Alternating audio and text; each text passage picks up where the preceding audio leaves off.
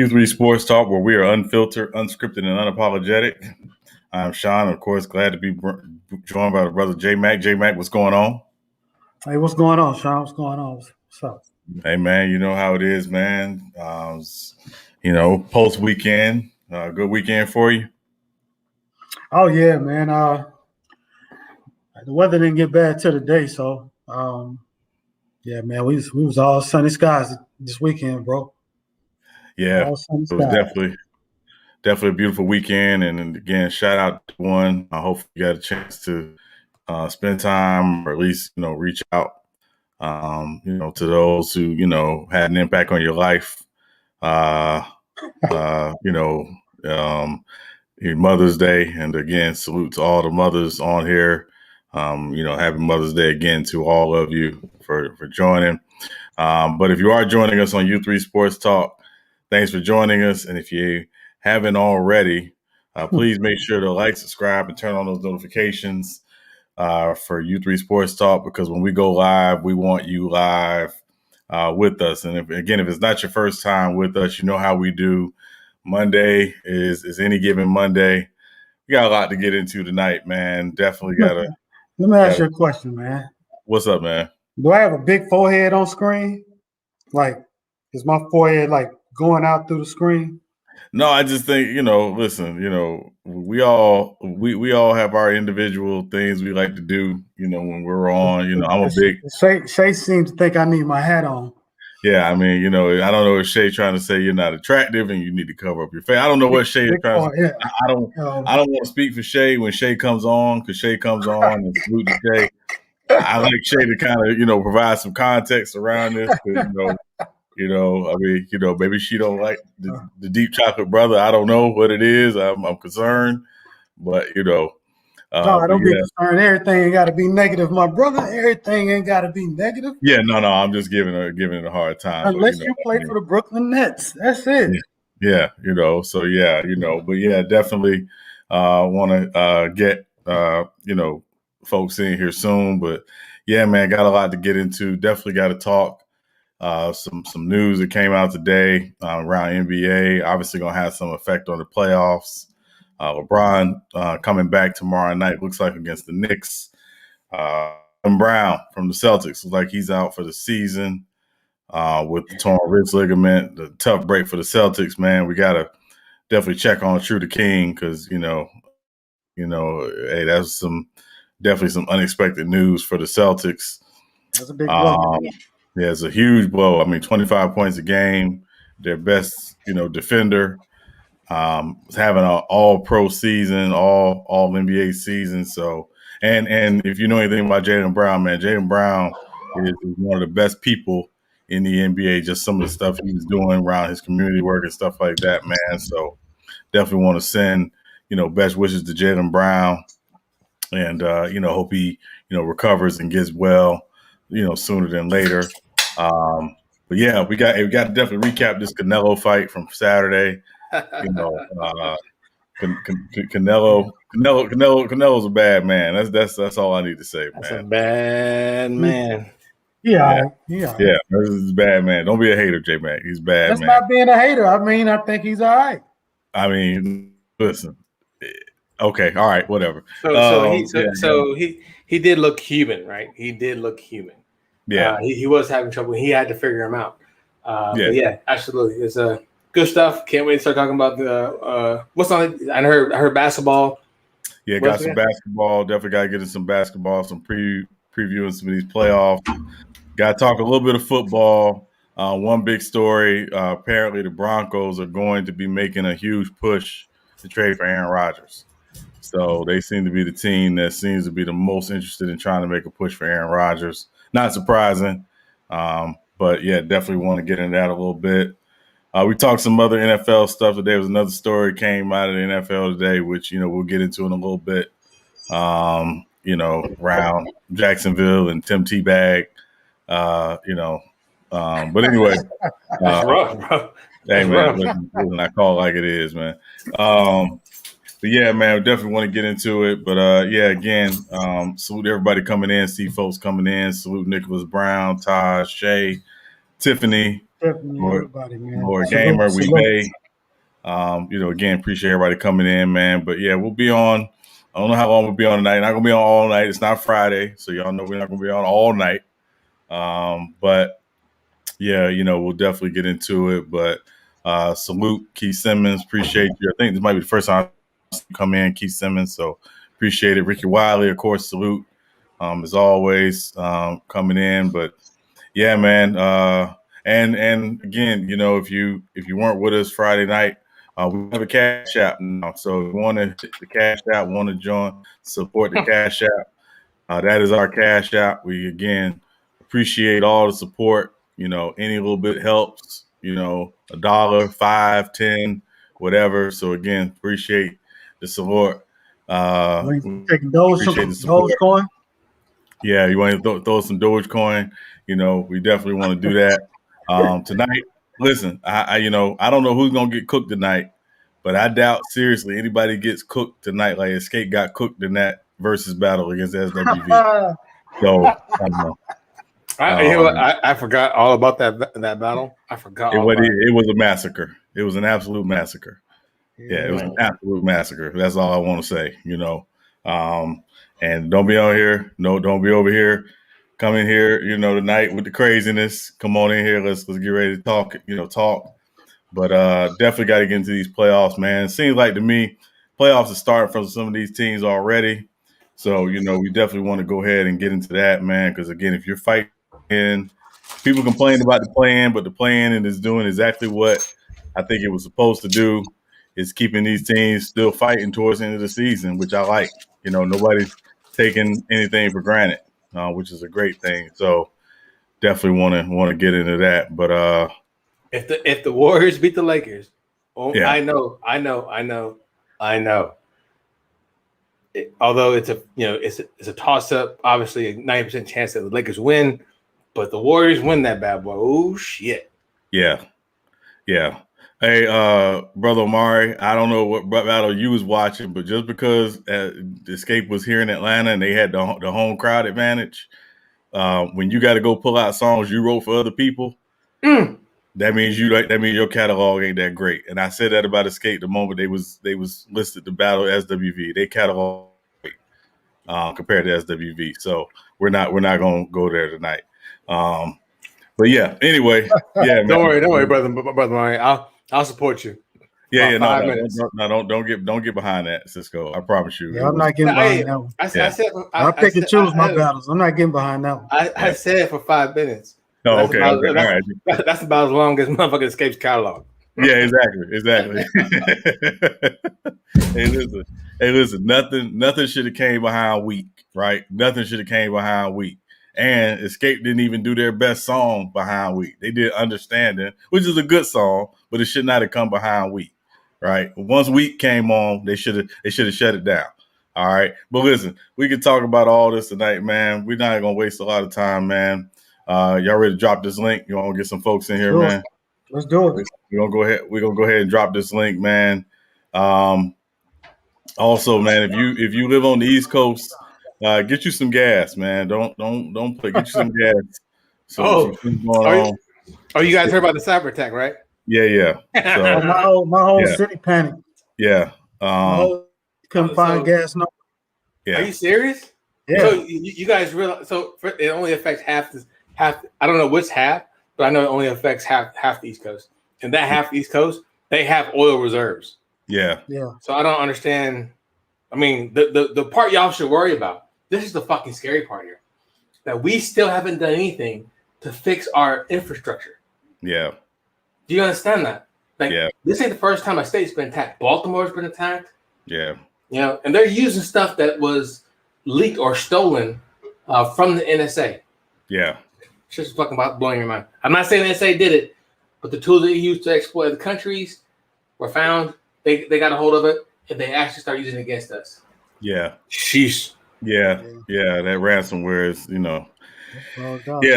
Yeah. So, yeah. Listen, man, we about to start letting some folks in. We start. Sorry. No, you're fine. Out. We're gonna let some folks in. What's happening? Yeah, what's going on? Let me get right to this, brother Omar. You're not gonna disrespect SWV's catalog like that. SWV's No. worst Hey, album hey, is wait, better wait, than wait, wait, wait, Escape wait, Test wait, album. wait, You're wait, not wait, doing wait, that. wait, wait. Hold on, Time out. brother Mike. J Mac, didn't he just say we weren't gonna get into this? I No. He swore I just could have said heard him just say He that. just said I it. didn't. No. I No, said we're not doing that. And then brother Omar came in. No. Out of respect, I'm not gonna stay on it long. Then I'm not gonna. Well, we got to tackle this for a minute or two. No. Hold on, brother Omar. You said SWV's catalog is not that good either. We're not doing that. No, it isn't. It's the name. Hold on. Name a 90 females R&B group catalog better than SWV. TLC, Destiny Child. Is no. Destiny Child. Destiny Child. No. Destiny Child's 90s is still. No. No, TLC, the only one that could be in the no, conversation. No. Hey, so Okay. why can't Destiny Child? Because they came out in '98, right? Thank you. Yes, they only Yeah, came they out don't even 98. count for the 90s like that. Why not? They still had two. I think they had 2 albums in that. And that first And their first album did wasn't that great. It wasn't that good. It had like 2 songs on it. What's the one with the Beal on? The second album was fire. Yes, the second album I would give you was fire. Okay, so they classify for this argument. Then that's the point I'm making. I'm saying they classify, but they're not in this discussion. Hold on. How many great albums did SWV have? How many good albums? How many great albums? No, don't change. Don't ask me with a rhetorical. Are we talking in the 90s or are we talking total? Total, period. They got 4 great albums. Are we doing it? Okay, we're gonna say this for Friday. We're gonna say this for Friday. They got 4 great albums. We're gonna say this for Friday. Go ahead, Tiffany. Go ahead. And first of all, their biggest hit, Escape, is a classic of the Jones Girls. Thank you. And the Jones Girls sound better than them. Thank you. First of all, the only person in SWV can sing is Coco. So That's not true. Lily can blow too. Lily used to kind of blow, but she cannot blow no more. She can still blow. And Brother Omar, why are we using songs that we write for other people? I didn't know because that's part of the verses. First of all, people have done it. Everybody's done it. Why they can't use it? Tell SWV to write something for somebody. Then I'm saying they gotta write Coco. I cannot sing all of them. I agree, but Big Sal, I agree with you so hard. That's save fine. it for Friday. Hold on. Okay, we're gonna save it Friday. I agree. And Mac Depth and Vogue is not better than SWV. Their voices might be better, but their catalog is not better. Again, like I said, Coco's the only true singer in that group. No. Hey, wait. Hold on. Wait a second. We're not disrespecting Lily like that. We can just look at the albums. We can just listen to the albums. We're not disrespecting Lily like that. They don't even have a classic album, brother. They do not. They do not. Stop it. They do not. I think Off the Hook is damn good. It's a good album. I had that album. It was not a classic. Stop it. It's a good album, but it's not a classic. It's a good album, but it's not a classic. All right, I don't see no SWV classic albums really. Yes, it was. It's About Time was a classic album. It's About Time was a classic. Yeah. Really, Some Tension, Quiet Is Kept is really a classic, but we're not going there. Also, Traces of Lipstick didn't do it for you? No, God, no. That thing was terrible. Brother Murray, why are you arguing? Why are you arguing with somebody who has Tupac number 11? Hey, wait, hold on. You're right. Brother Omari, are you capping them for it because they're in the South? That's why you capping for them? No, hold on. Come on. When we did the top 5 R&B, I put Escape and SW in my top 5 in the 90s. Do y'all not remember that? I recall. But I didn't expect after Saturday you was gonna come in here and be like, but no, won that battle. And they're loud family members. SW was not good Saturday night. No, they were not good to start out with, but they came on late. They came on late, but it still wasn't good enough. But even their music was just better. Their music just better. No, I'll give you this. Escape did poor song selection. Mainly Candy, because she was picking stuff that they wouldn't eat. Like she was picking stuff off her album. Exactly. That's my point. I give you that. But if we just going for song, like Escape versus SWV, it wasn't no massacre. I, matter of fact, had Escape good winning, but just mainly on their performance alone, they sound better. They had the home crowd. There shouldn't have been no home crowd there. I wouldn't even worry about that. And first of all, why they had to redo "Do You Want to" just because that was the only Chinese song that she sung? Yeah. I don't know. Look, we'll save it for Friday. It's fine. It's fine. We'll save it Friday. It's fine. I want to give a shout out to Cisco though. Yeah, because it's fine. he made he told me he made me go back and listen to that Genuine. Yeah. 100%. Yeah. So I want to give a shout out to Cisco. Hey, Anti. Hey, Tim. But we can move on. We can move on. Yeah, real quick. Hey, first of all, what's up, Lamont? Real quick, man. We gotta say happy birthday to Lamont, man. Yeah, happy birthday, Lamont. Appreciate Happy birthday. Fuck Lamont. Yeah. Man, he said there was some tension. Birthday to you. Yeah. So yeah. That's because his neck hurting today, man.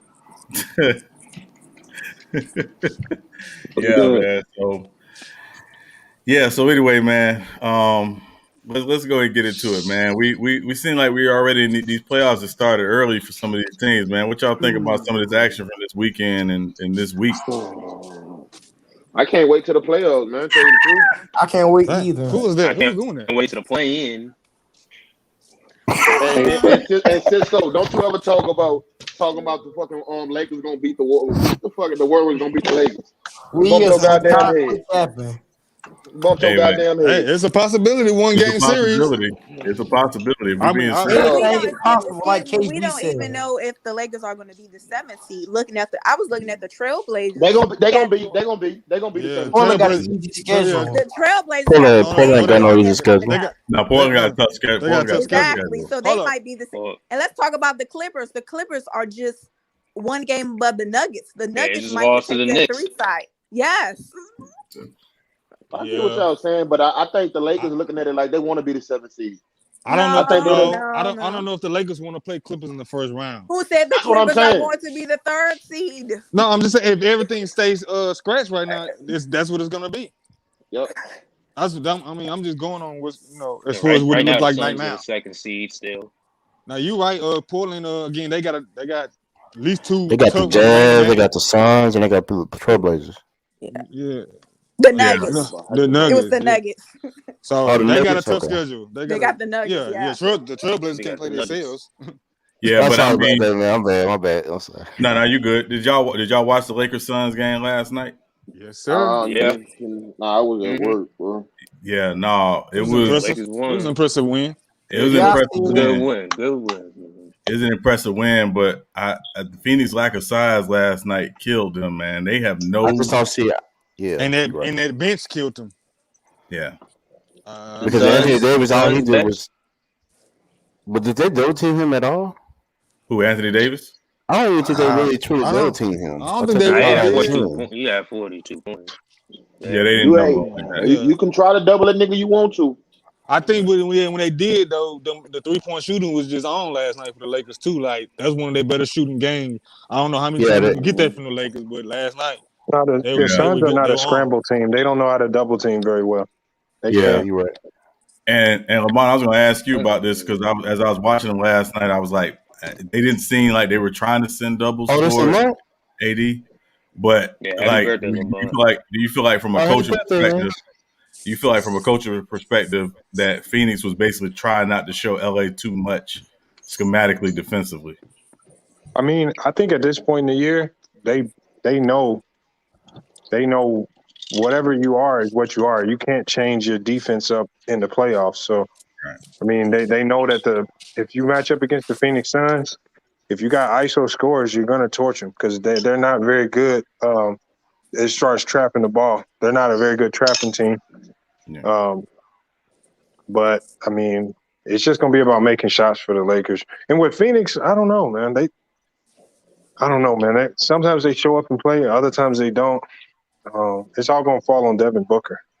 If he can activate and figure it out, then they'll be a tough out. But because they bench. I don't know. It's tough. The benches, they have no scoring off the bench. If you're going to rely on Cyrus as your main primary scorer, with Crowder hurt and nobody really knows the timetable on that injury, he was your real Cam. You can't rely on Cameron Payne consistently. That's true. That's true. Yeah. So they're a good team. They're going to be a tough out. Luckily, the unfortunate part about it is they're going to have to end up playing like a team like the Lakers or or the Warriors in the first round. That's the unfortunate part of it. So it's like this is one of the first years I've seen being the number 1 seed ain't worth it. Yeah, that's fact. Or number two. Yeah. I think we kind of anticipated that though, going into the season with the schedule being hectic as was. Like we just thought we would see some weird seeding, and I think that's unfortunately that's what happened for Phoenix. Is Mitchell back? Not yet. Mitchell's still out. He's still out. Yeah, they're not rushing him back though. They're not rushing him back. Yeah, no sense. They got to lock in on the 2 spot. Good for them. That's good for them. Yeah, and they still can close out that 1 because I think they're 2 games up on Utah. I just don't think it's worth it. Like we'll see. Watch how they play Golden State tonight. That'll tell you where they would want to be seated. Yeah. You see, they're sitting. I think who's Mitchell's out, Conley's out, and Conley's out. Yeah, a lot. I mean, they I think was it Denver they played the other night when Bogdanovich had 46 and neither Conley nor Mitchell played. And it was like, that was a win though, wasn't it? Yeah, no, they won. No, they won. They blew them out. They beat the Nets out. Yeah. So, and then as far as the East, man, that Jaylen Brown injury, man, that's gonna kill the Celtics, man. They're done for now. Yeah, they're done. That's why you ain't heard from True. Okay.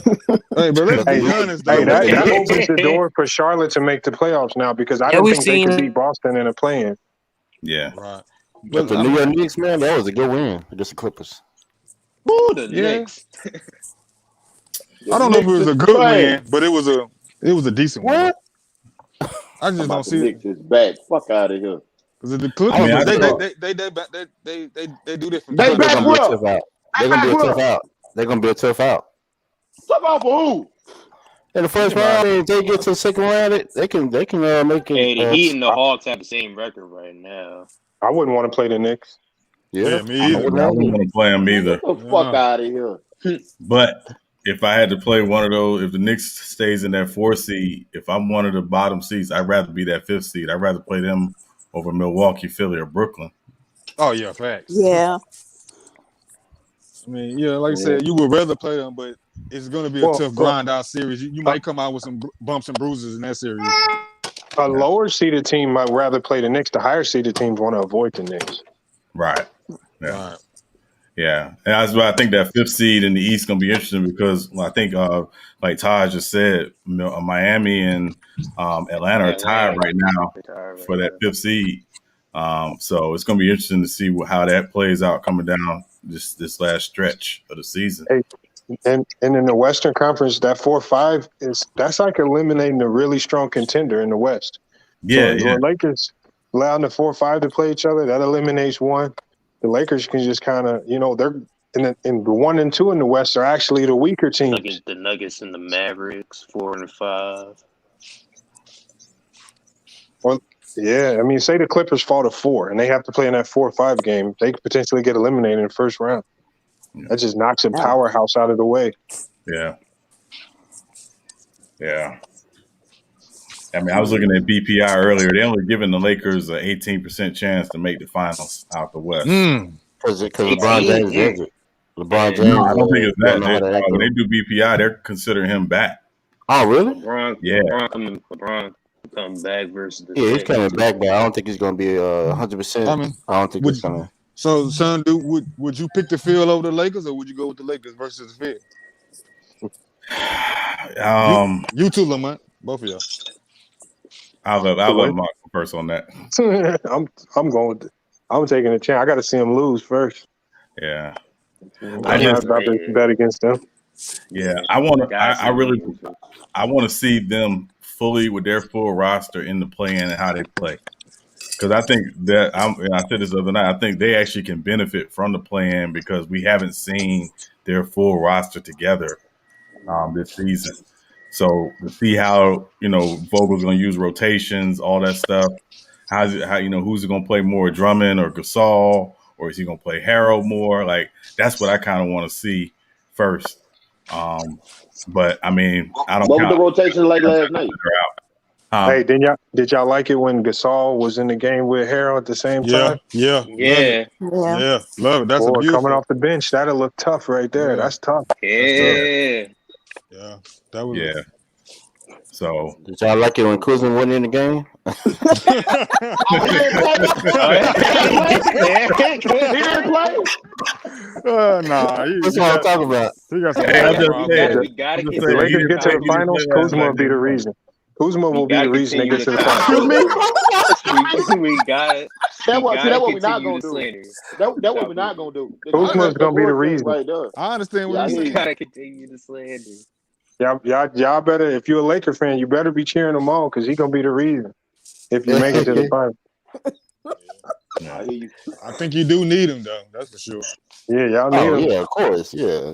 They need him. Yeah. Y'all was saying the same thing about KCP a month ago. He was playing like garbage. Trash. But I tell you what, man, the Lakers. Who they got the next 2 games? They got They the got the Knicks Knicks. tomorrow night. Knicks tomorrow night. Then they got. I think the Trailblazers Rockets. gonna fall to 7. They got the Rockets on They Wednesday. got the Rockets. Then they got New Orleans. New Orleans. They should be able to beat the Rockets. I think it's gonna be I think they're gonna get the assist spot because Trailblazers got the Suns and the Jazz. And the Nuggets. I'm gonna hold my thoughts on where they want the 6th spot now because I gotta see where the Clippers fall. I just don't think they want to see the Clippers in the first round. I think they. I think the Clippers might. But you heard it from Anthony Davis. Yeah, at least they should. Hold up. Let me put it this way. I don't think neither one of those teams want to see each other in the first round. Put it that way. My prediction is Clippers get bounced out the first round. I might take bets on it. I like that. He's 100% right. I'm taking bets on it. Probably. I'm not mad at that. Hey, I'm not prediction. mad at that. I mean, they look disjointed sometimes. You know, they don't play They're consistent too easy basketball. to scheme against. They don't have no unique attack. It's nothing unique about how they attack you. Anybody can beat them. Yeah, and they become heavily ISO at the end of the game. Inconsistent. They could be inconsistent. Because right now they be playing the Trailblazers. They be playing the Blazers. Oh, the Blazers. Be honest. And we don't Blazers is gonna beat the Clippers. Kawhi's not scoring like we thought. Like he doesn't score as easily as he once did. Like the way that the Knicks was defending him Sunday, they made him look like a shit of himself. Yeah, man. If Luka don't calm down, he get another technical, he gonna be out for another game. I don't understand why Luka keep doing that stuff, but whatever. What he did? He didn't hit the balls. He hit him at he hit the what was it, son? I think he hit. Yeah, he hit. It was a low blow. Yeah. I don't think he did it purposely, but it's just that you heavily looked at and scrutinized because I think he was holding him at first. He was holding his hand. Just stay away from that. Yeah, just stay away from that, man. Yeah, his thing is just you can't really argue with the refs. He likes to argue with the refs, and it's like you gotta chill on that. So, because they're 2 games up from the Lakers. They got an easy schedule, but you don't know if he's they got the tiebreaker. They got the tiebreaker against the Lakers too. They do. Right. So right now they're in that 5th spot, and they will play the Nuggets. Oh, that right there, they can win. They can win that series. They can win that series. They can win that series. Yeah. I don't think there's no like high favorite team in the West right now. Yeah, you're right. Other than if the Lakers get healthy, then. But everybody else, I mean, you can see somebody beating somebody else. There's no juggernaut that you just say they are automatic win. So I think that's the beauty of this year's playoff. There's no juggernaut other than the Lakers if they're healthy. Well, they quick turnaround from the bubble. It really affect a lot of teams because they didn't come in and have to practice and normal things. So everybody just trying to get through the whole season. Yeah, I know Lamont said he see the Clippers losing the first round, but would you be surprised if they made it to the Western Conference Finals? I would be surprised. Yeah. Oh. Yeah. Remember the curse. They probably got one of the worst signings in the offseason in Luke Kennard. The Morris ain't been showing up. Zubac still ain't involved into the center they thought he could be. Rondo is back to being disappearing Rondo again. Man, come on, man. They got nothing, man. It's dead. They're good enough to beat below average teams. They're not going to beat a playoff team. Not in 7 games.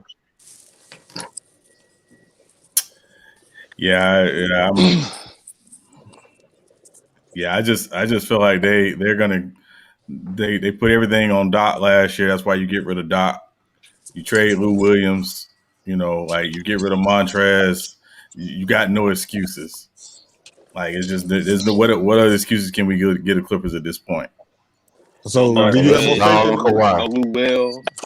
But y'all know Kawhi's not going to get the blame. It's going to be PG. Nah, Kawhi gonna get the blame this year. Nah, nobody ever blames Kawhi. They always blame Paul George. I'm blaming Kawhi. As soon as Paul George just hit the side of the backboard or do something like that, I'm gonna blame him. Yeah. Yeah, but he can't be hitting the side of the backboard though either. Paul George can go 14 for 14 in a game 7 and hit the side of the backboard on the last shot. Y'all gonna destroy the man. I'm gonna laugh my ass off. I ain't gonna lie. It's gonna be funny as hell. I'm like, and then the post game show he gonna say something. He gonna say some stupid I think the X factor is Kawhi. Hello, son. So do you have more faith in the Clippers or the Brooklyn Nets? Ooh. To do what though? To do what? I mean, who would you again? You say you would be surprised if they made it to the East, the Western Conference. Would you be just as surprised if the Nets were to get to the Eastern Conference Final, especially if they got to go through Milwaukee and probably a Miami team? I'd be surprised. I think they can get to the Eastern Conference Finals. I don't think they can get to the finals though. Yeah, and I agree. Okay. Yeah. Even with that road going through a Miami, I got them losing in the second round. There's too many teams. There's too many teams in the East that can beat them in 7. You probably got 3 teams in the East that could beat them if they ran into them. Sixers, Bucks, and the Heat. But that's why I put it in that context. If they just somehow match up against the Heat in the first round, they ain't got to meet Milwaukee. You think they get through both of those series to get to the Eastern Conference Finals? They're gonna be beat up. Oh yeah. Celtics is the Heat are gonna tear you up. James Harden might hurt his hamstring again, and then they really. Okay. But you fully expect them to get through those 2 series though, if that's the case. No, I don't think they can. No. Yeah, that's why I asked it the second round exit. That's what I'm saying. So would you be surprised James if Harden they playing made this it week? then? They're saying he may come back in the next couple of games, but He said he was going to play the last couple of games. Yeah. He said he was. Still ain't enough time, man. Yeah. It takes some people months, 2 to 3 months to heal from a hamstring injury. Yeah. And I never seen James Harden come off an injury either. I don't know what he looked like after the injury because this is his first real major injury. Pop. You can rest the whole year and it'll still pop the first time you get back on. You just don't know.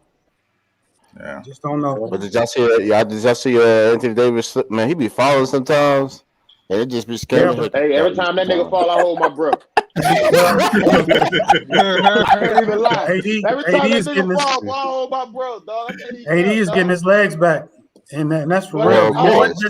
Every time he hold on, J-Man. It was last night. I just looked at the previews a couple of minutes ago. That nigga held his calf. I was like, oh, it's over. That nigga held that calf. I was like, oh, it's over, dog. Let me tell you, you didn't see the game because when I watched it, AD was blocking shots. Yeah, he was going after rebounds. He looked like his old self. He was going after rebounds very aggressively. Yeah. That's my problem, dog. He looked like if that nigga sneezed the wrong way at that nigga, like he fragile, bro. Nah, he even dove on the ground for balls last night, bro. I'm telling you. I heard, nigga. I closed my eyes. He gonna be all right, Anti. I closed my eyes when I seen he was active, but I know what Anti's saying though, because when I see every time he falls. Every time that nigga fall, I'm like, every time he falls, it's a wrap. Yeah, you can't build no franchise around that. But so y'all, you gotta remember, man, Anthony Davis, man. I don't know what Booker was doing last night, but he was just simply getting clamped up. I'll tell you this. He getting ready for playoffs. That's all. I tell you exactly. The Lakers. That's what happened.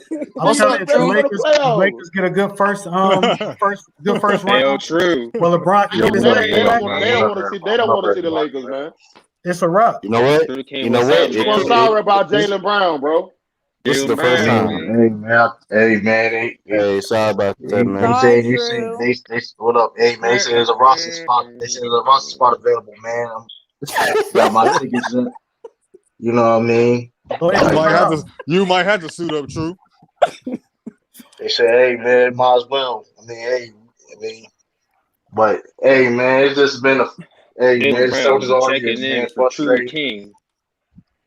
You know, I've been dogging the Celtics a little bit, but man, But this is I want to apologize, man. They shouldn't be talked about the rest of the time, man. Listen, man, we come on, man. Hey, but look, I would say this true. Brad Stevens do some of his best job when he undermanned.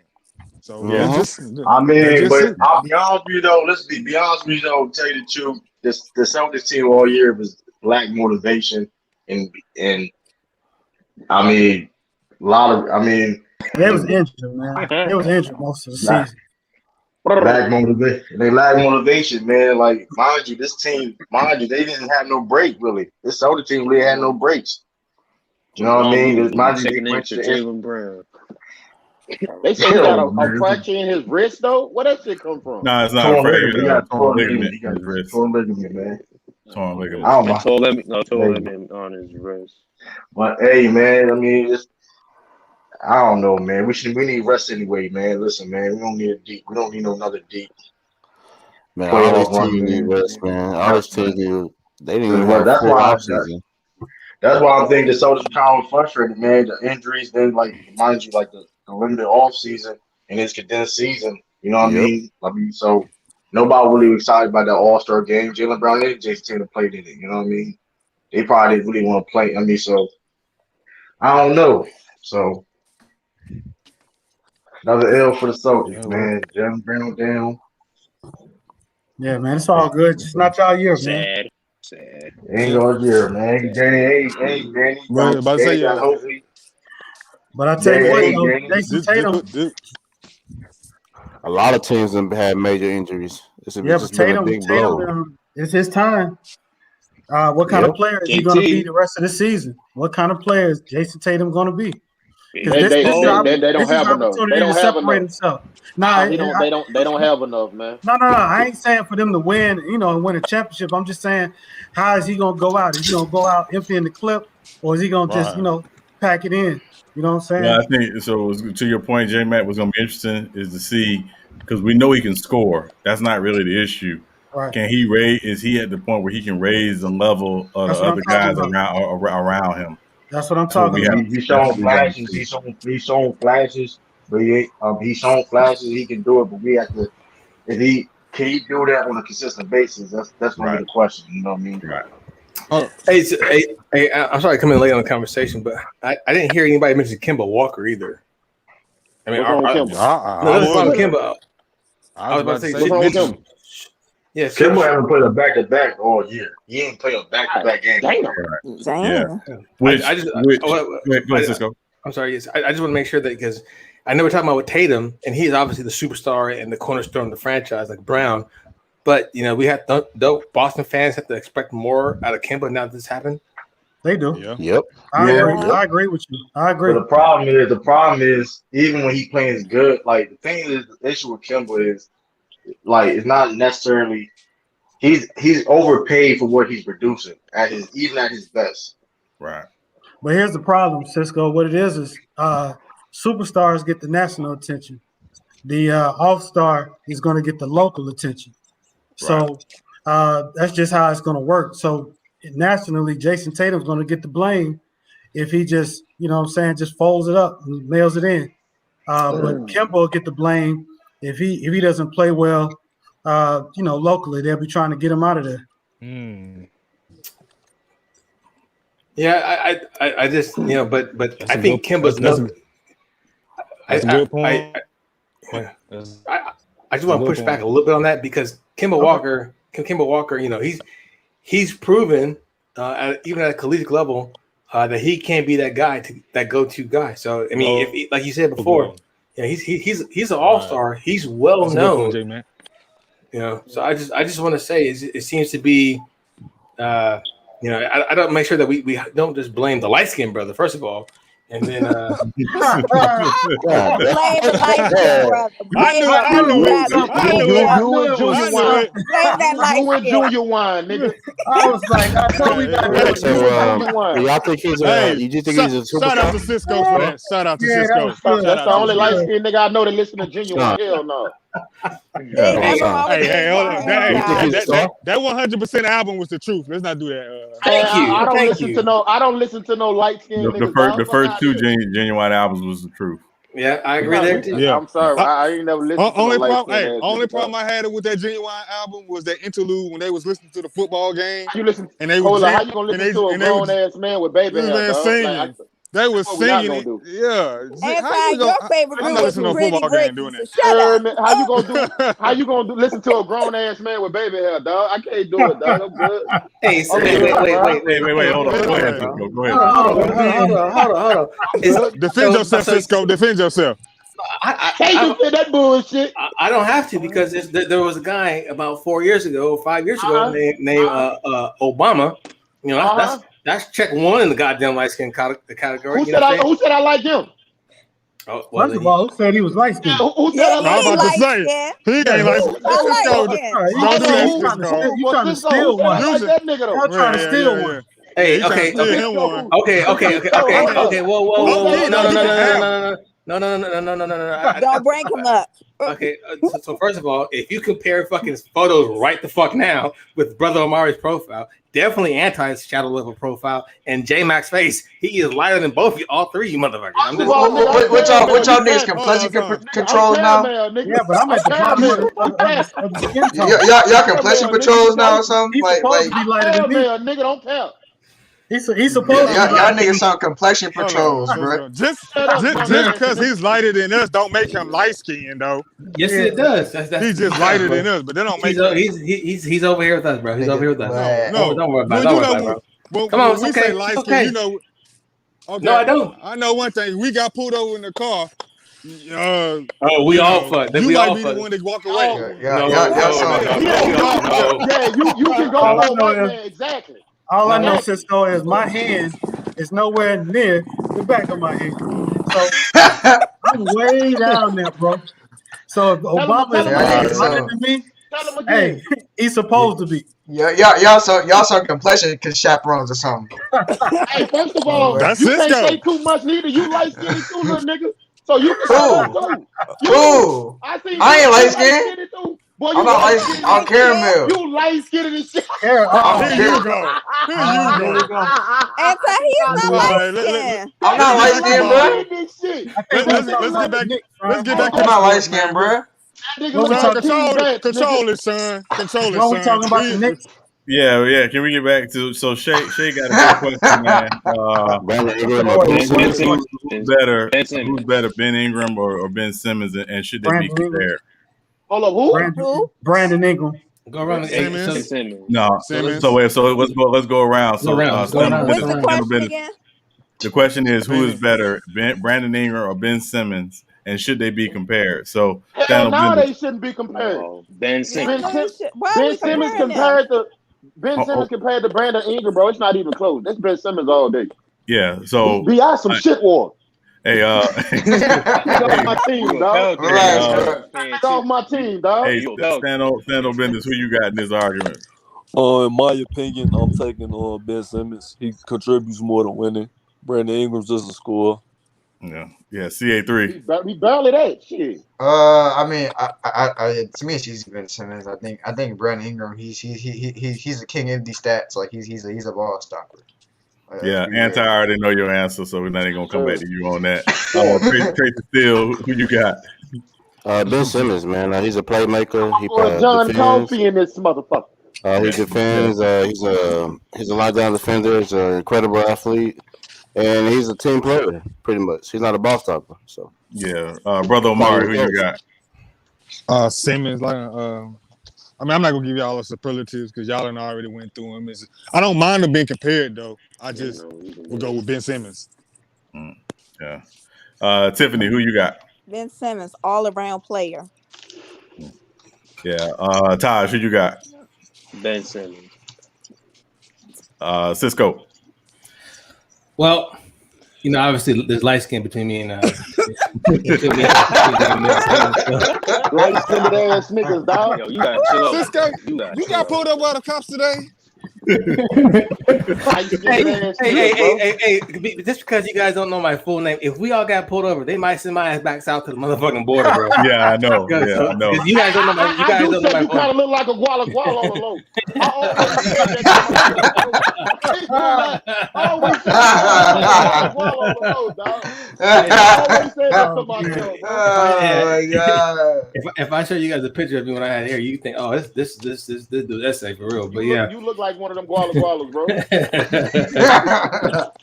I mean, you can't go wrong, right? So with either or, the one thing, and let me be the contrarian, I guess, to the case, I will go with Bi. I just like his. I feel like I could do more with his skill set. Although we have already said the playmaking capabilities of Ben Simmons, the one thing though that Bi does have, he has that dog in him. He can go ahead and try and take over a game. Ben, like you've heard Sean say many times, hey, Ben Simmons is just, he's not consistent. He's not consistently aggressive. So if I had a choice, I would most likely pick Ben Simmons, but just to be the contrarian, I'll go with Bi. I understand that. Yeah. If I need a score, I'll go with Bi. J-Man, what you got? Number one, I don't like the comparison. You're comparing a point guard to a small forward. But I do like 16. Yeah, I know, but I like y'all's comparisons. I do agree that Ben Simmons is a better playmaker. Playmaker because he can do multiple things. But as far as scoring the ball and you need a bucket, I don't think he can do it like Bi. Brandon Ingram, he is a selfish player. He's a volume shooter, but he is not afraid to take any shot.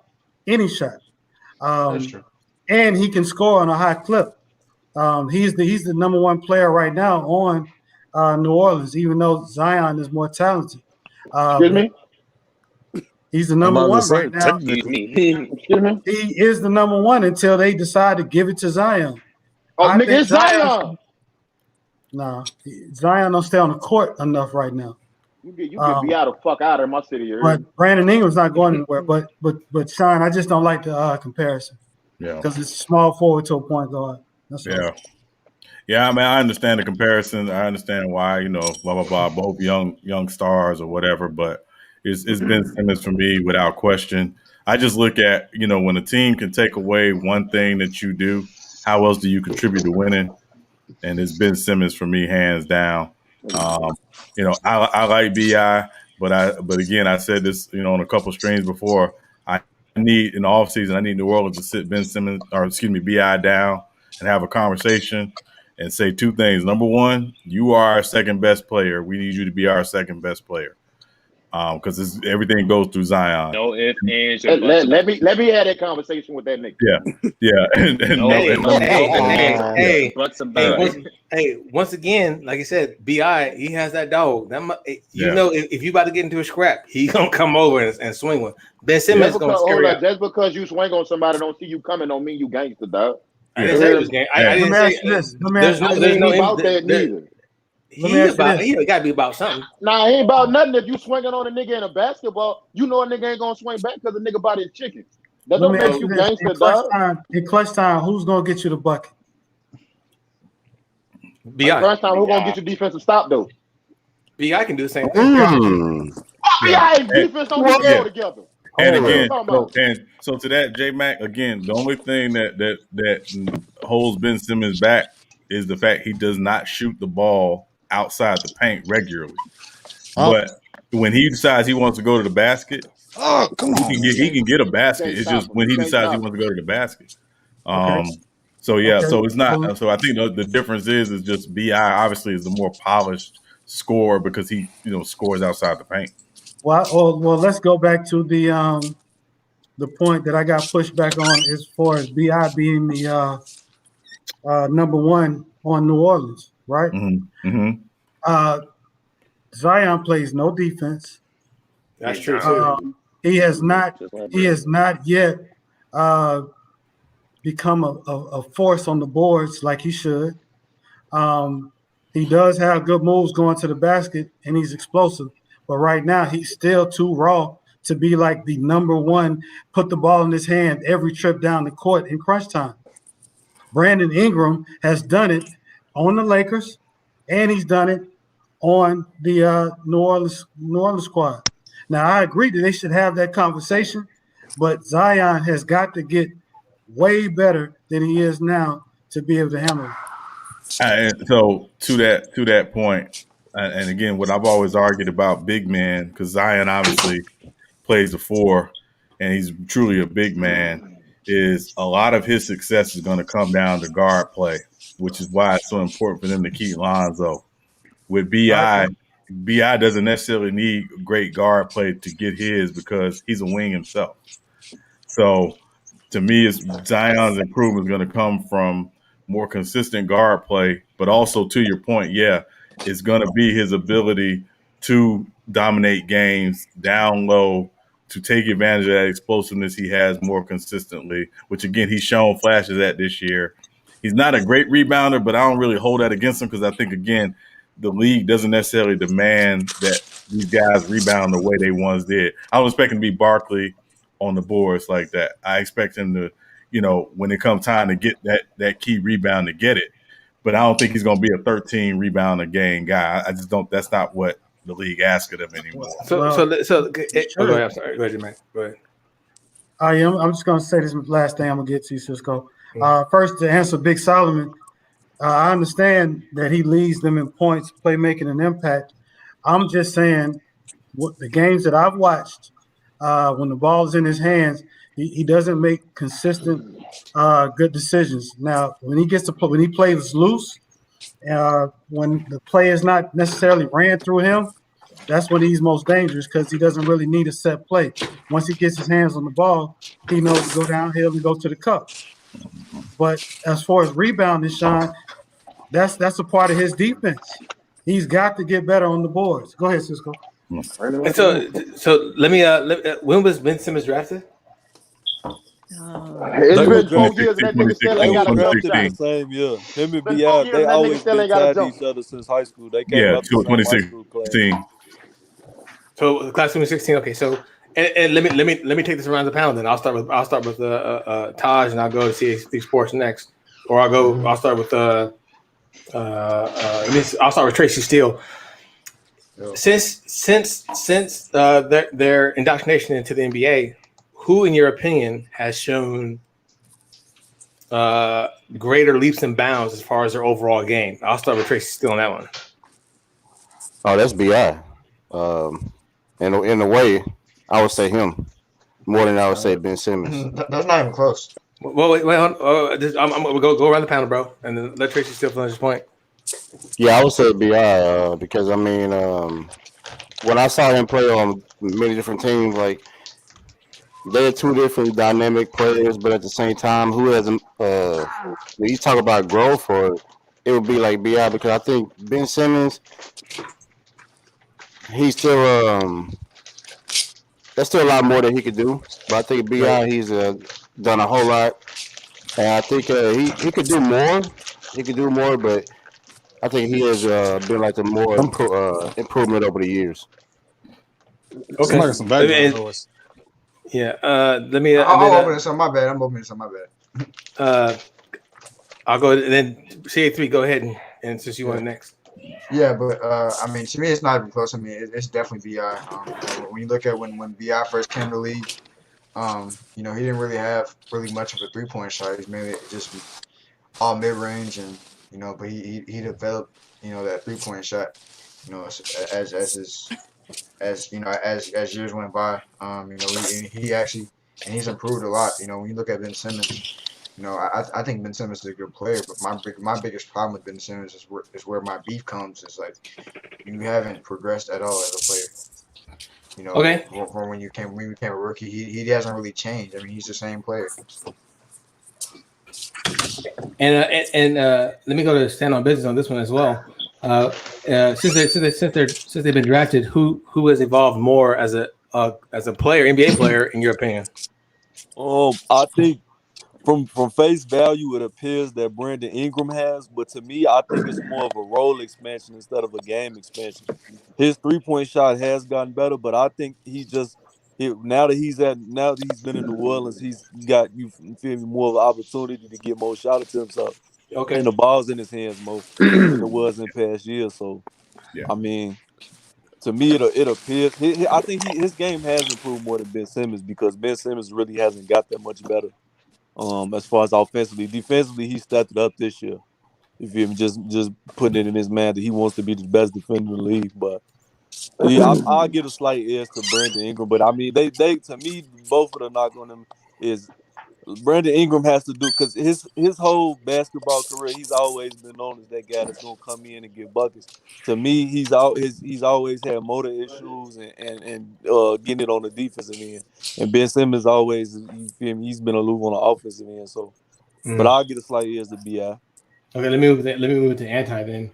Anti, in your opinion, since they've both been drafted, which player has evolved more, in your opinion, or shown the greatest progress?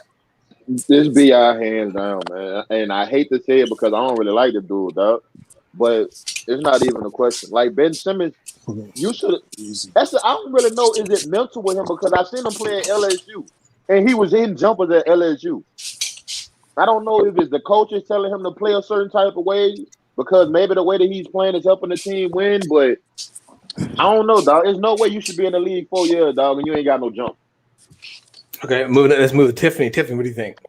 Unfortunately, I gotta say Brandon Ingram. What the fuck does that mean? Because I like Ben a lot, but Ben needs offense. Seriously, he needs to step it up. And Brother Mario, what you got? I mean, I think it's obvious is Brandon Ingram. To stand on business point, it might be more so because of a role thing. He has the opportunity to expand more over there. But regardless of the reason, the results are the results. And again, Brandon Ingram was a castaway from the Lakers, and he became an all-star. I think you just off that alone, you say he's improved more. Again, the Lakers chose Kuzma over him, and we see how that's going. So, okay.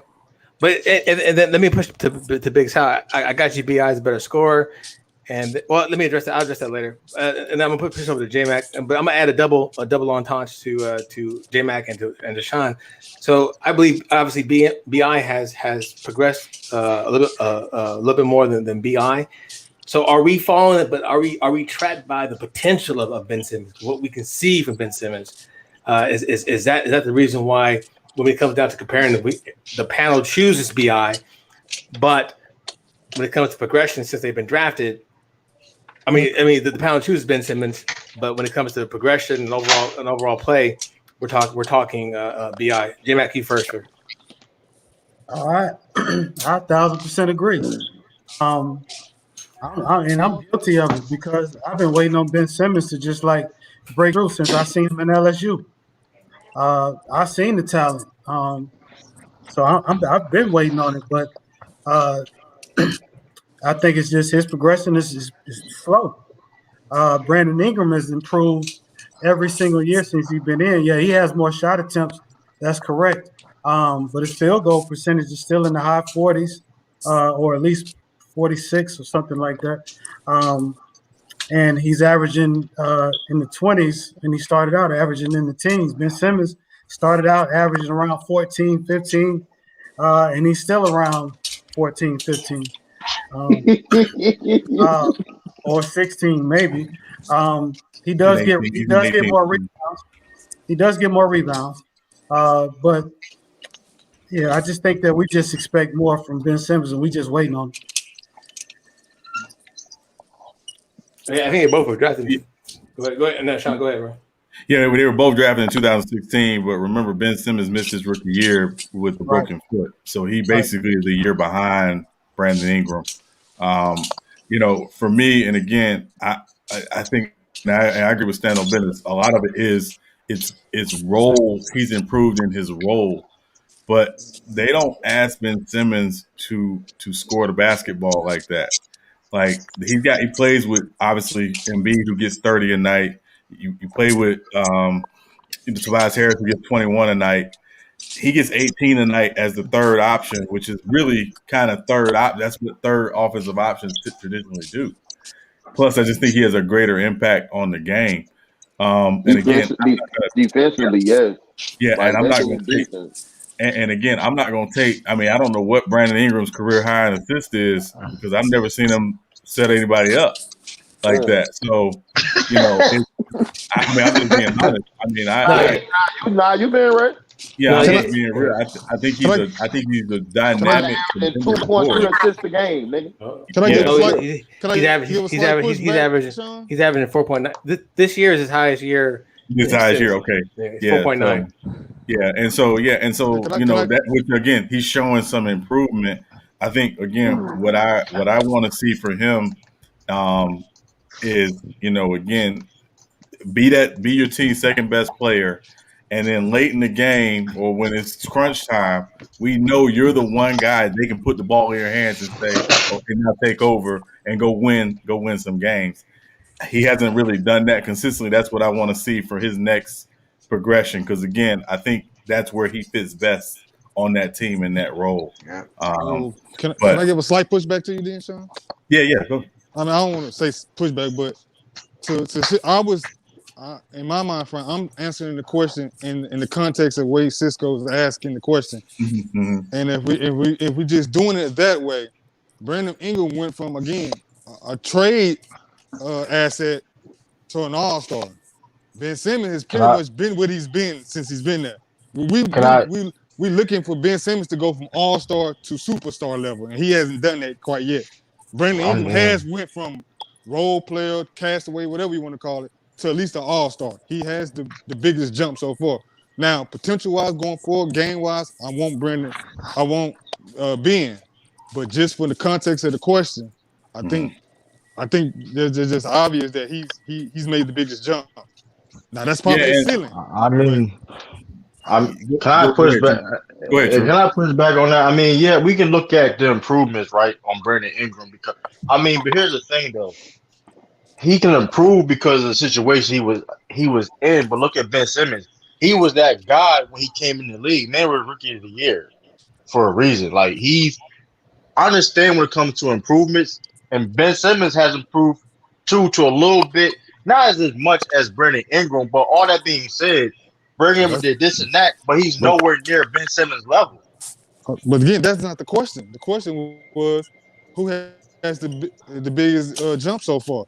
Now we can get into. I say Ben Simmons. I still say Ben Simmons. This man might be defensive player of the year. Man might win defensive player of the year. Okay, if he does that, the man was an all-star. Then maybe we can revisit that.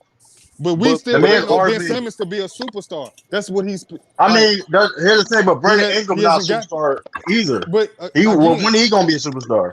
But that's not his projected. But yeah. But I'm saying this. I like the defense. I like the defensive argument. I feel you what you're saying though, but Ben Simmons, listen, he may not be a. Listen, y'all expect him to be like a LeBron. See, the thing is that the problem with how we analyze Ben Simmons is we think he should be like a Magic Johnson or like a LeBron James, but maybe this type of lane he's doing, that's what Ben Simmons do. In the end of the day, you know what I mean? Great. End of the day, Ben Simmons still has a high impact on the game.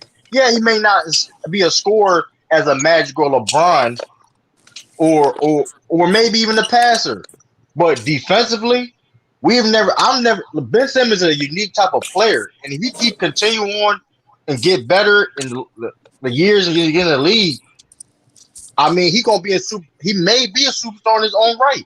But we never seen him look like a type of player. But let's address that when he get to that point.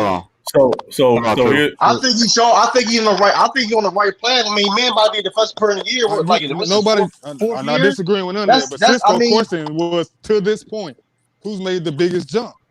I think Ben Simmons. Look at Ben Simmons doing. He's doing this year. Ben Simmons. Hold up. Ben Simmons. I understand what you're saying. He's doing what he's always doing. He's doing what he's been always doing. Not necessarily. No. Listen. Is he doing what he does better a little bit more? Fine, he's doing what he always done a little bit better. That's the point though that I was trying to make is that Brandon Ingram is doing what he's always done. It's just it made it look like he improved because he got a bigger role. He got a bigger role. His role expanded. No, we can't say he would have had that role. He was a trade option at one point. No, like, of course, they chose but that was because Kyle LeBron came though. That was because LeBron came. If he would have had that ball down the road, also the results. He had that ball dominant role in LA too. Because he averaged 20. He averaged 23 in. That's what I'm saying. What he's doing. What he's doing now. He averaged 23 in LA, and he went to New Orleans and averaged 23. Yeah, so I think Brother Omari, the thing is, and I understand what you're saying about him being a part of the trade package and basically being a throwaway, but for the Lakers to get a talent like Anthony Davis, they had to give up talent. Brandon Ingram is talented. So I don't think it's so much that they chose Kuzma. I just think if you're the Pelicans, you're going to want as much talent back as in return for a guy like Anthony Davis as possible. So they view Brandon Ingram as a top tier talent potentially. Yeah, that's the myth that he was a throwaway in the deal.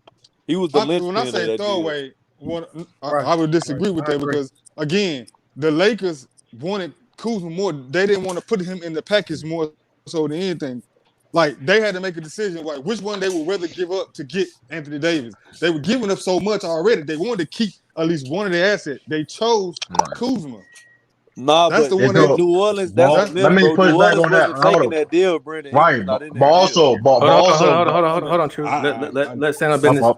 Let's stand up business. Then go ahead. Come on in. Go ahead. Stand up business. That's a myth, bro. The Brandon Ingram was the linchpin of that deal. They could have threw Kuzma. The thing was Kuzma or Alonzo, and even that is, to a certain extent is a myth between that. Kuzma. I got it. The NBA at that time they knew what Kuzma was. Okay, I like fine, man. Relax. I would say this. Hey, yo,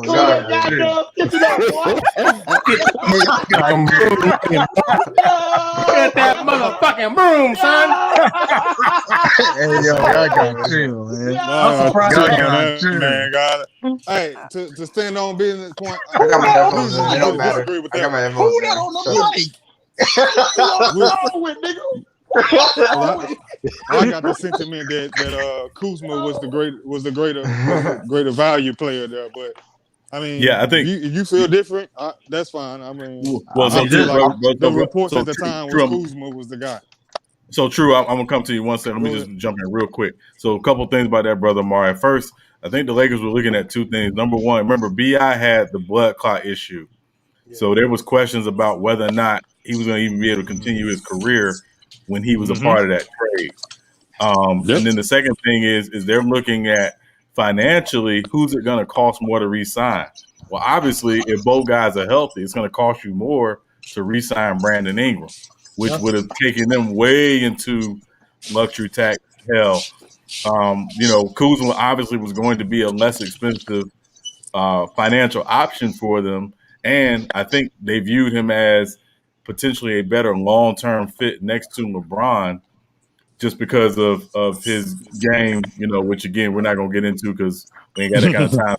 Right. But the point is like they were thinking about it from that perspective as well. So to stand on business point, Brandon Ingram was the linchpin of that deal. Like he was the guy they're saying, okay, this guy has all-star potential, so we definitely want him back in this deal.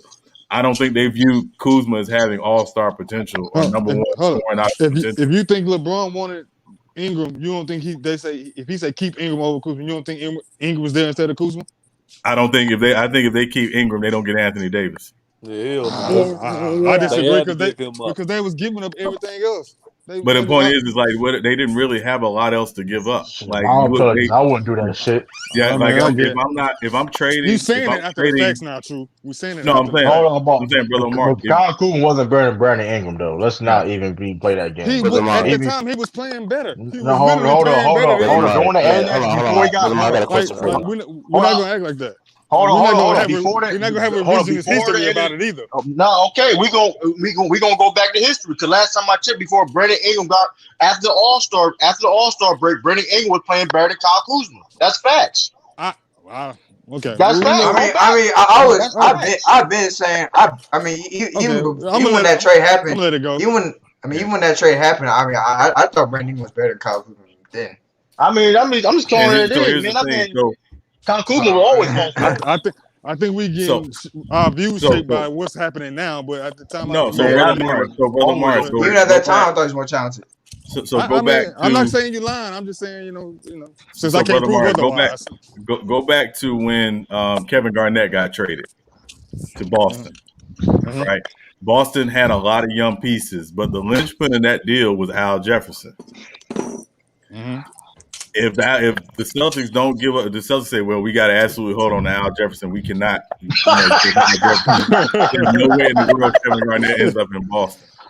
Like it's you. Hey, don't forget Al Jefferson for a short period of time was a beast. He was a beast. He was though, but I'm just saying you making that KG didn't happen though. You making that KG it don't matter. Al Jefferson was playing better than both Kuzma and Ingram was at that time was playing. Hey, but he wasn't no KG. But I don't think he was no KG. But the point I'm saying he was playing better than both of them. Either one of the players we're talking about now.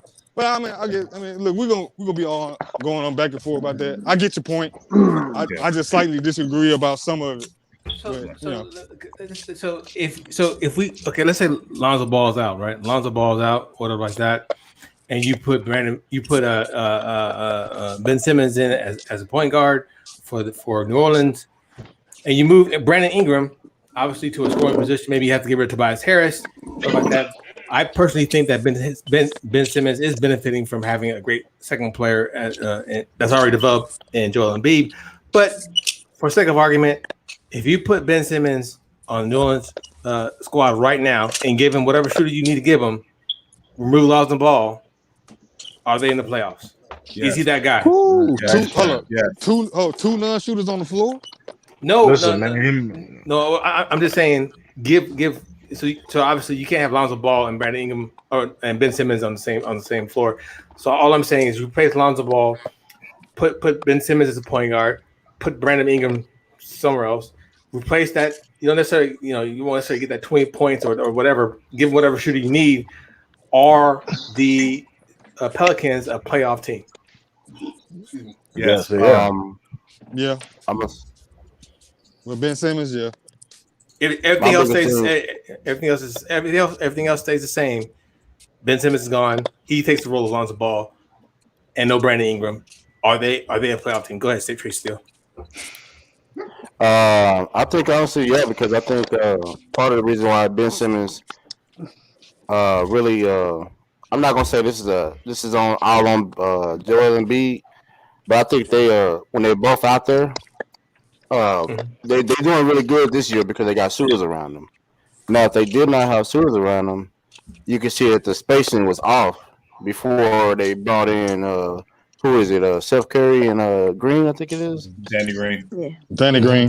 Yeah, you're right. They took out because their spacing was off. So if Brandon Ingram is on the Pelicans, I think they will make the playoffs.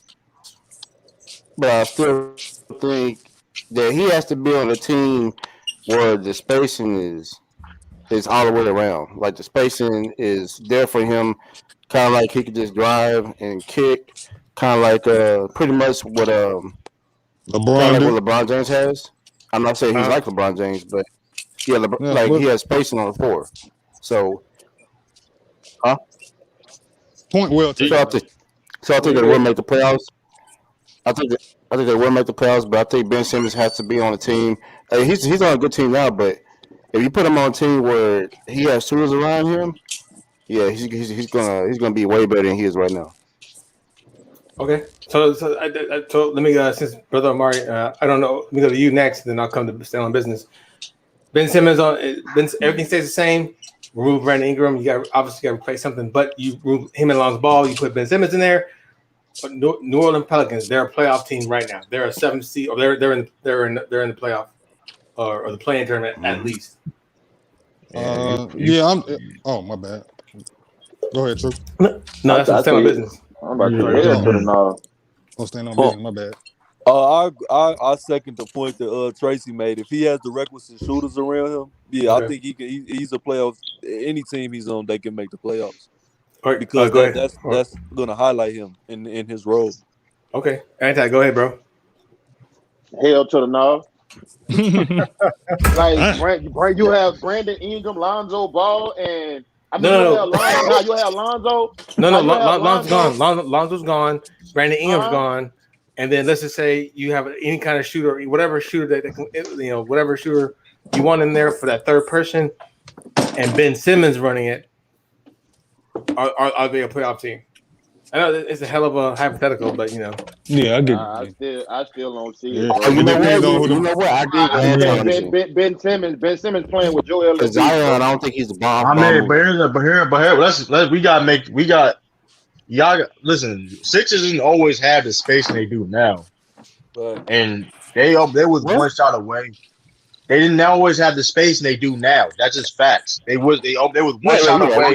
They would have got Steph Curry. One shot away. Right? They was one shot away from going to the Eastern Conference Finals. They had better shooting too, though. It probably could have beat the Bucks, and they could have went to the. I mean, off the circuit. Ben Simmons is a talented player. Like I said, going back with J Mac was saying, you been watching this man for a while, like even at LSU, he's always been a problem, man. If you just give him enough talent, he's going to listen. We all know his flaws, whatever. But all that being said, he still can make an impact on the game. Because even if he's not scoring, he's still a hell of a defender, and he's somebody going to crash the boards. Stuff that's going to help you win the games. Okay, so dirty work. Okay, so then, you know what I mean? So true. You're telling me then that you're going to leave him in the game in the last minute or so, and you need a bucket. You're going to leave Ben Simmons in the game. Yeah. Why? Yeah, of course. Because at the end of the day, listen, he can size for one, and plus to stop the other team from scoring. Help the other team from scoring. Okay, good. I'm just telling you that the philosophy seems to be different now because they seem to take Ben out the game when it comes to that crucial moment. All right. I mean, they do now because they have to, but in the past, they. So I'm just going over his overall what I've seen before, but of course now, but still. What you mean now? Since his career started. Yeah, but here's the thing. But what's Brandon Ingram done? Brandon Ingram's a whole scorer, and like what he done in last minute of games. So it's like, you know what I mean? What impact that he does when it comes to helping his team win? Ingram? You know what I mean? Like, for example, if you switch, if you basically replace Brandon Ingram or Ben Simmons on teams, are we looking at Sixers the same we do now? Hell no. What do you mean? Like if you replace, yeah, that'd be worse. If you replace Ben Simmons with Brandon Ingram, if you just basically switch places, would we look at them as the same team? Hell no. We wouldn't look at them as the same team. That's the point we're making, though. Like, Ben Simmons the greater impact player. I'm just saying he always been an impact person. He's been in the league. Like his first year when he was healthy, when he came back over his injury, they went to the playoffs. Yeah, I don't think nobody disagrees with that. I think we're saying the Pelicans will make the playoffs again with the shooting around them. The Pelicans make the playoffs. To his hypothetical. So I don't think nobody disagreeing with you. We talking about like improvements and stuff like that. We still ain't seen really how Brandon Ingram can impact the game as much as Ben Simmons do. You know what I mean? You say impact, and we use that word impact, but again, we say the same thing about Kobe and Shaq. Kobe has Shaq. Ben Simmons has big ass Joel Embiid in there just playing out his mind, which is the MVP this year. Yeah, that's true. But does Ben Simmons look? Hold on. Does Ben Simmons look the best he's ever looked this year? Yeah, I can say that. Yeah. Okay. Yeah. And you don't think that he looked the best? You say he looked the best? This is the best he's looked this year. Oh, okay. A lot of that has to be Joel Embiid, man. It just has to be. Because when they leave, I can't necessarily agree with that. No. Okay, this is what I'm saying. This last thing. What I'm saying is, when one is missing, they don't really lose. Either it doesn't matter which one. That's facts. That's facts. I mean, I just think the biggest problem is I don't think you're gonna be able to see Ben Simmons unlock his full potential with Joel Embiid. Yeah, that's true.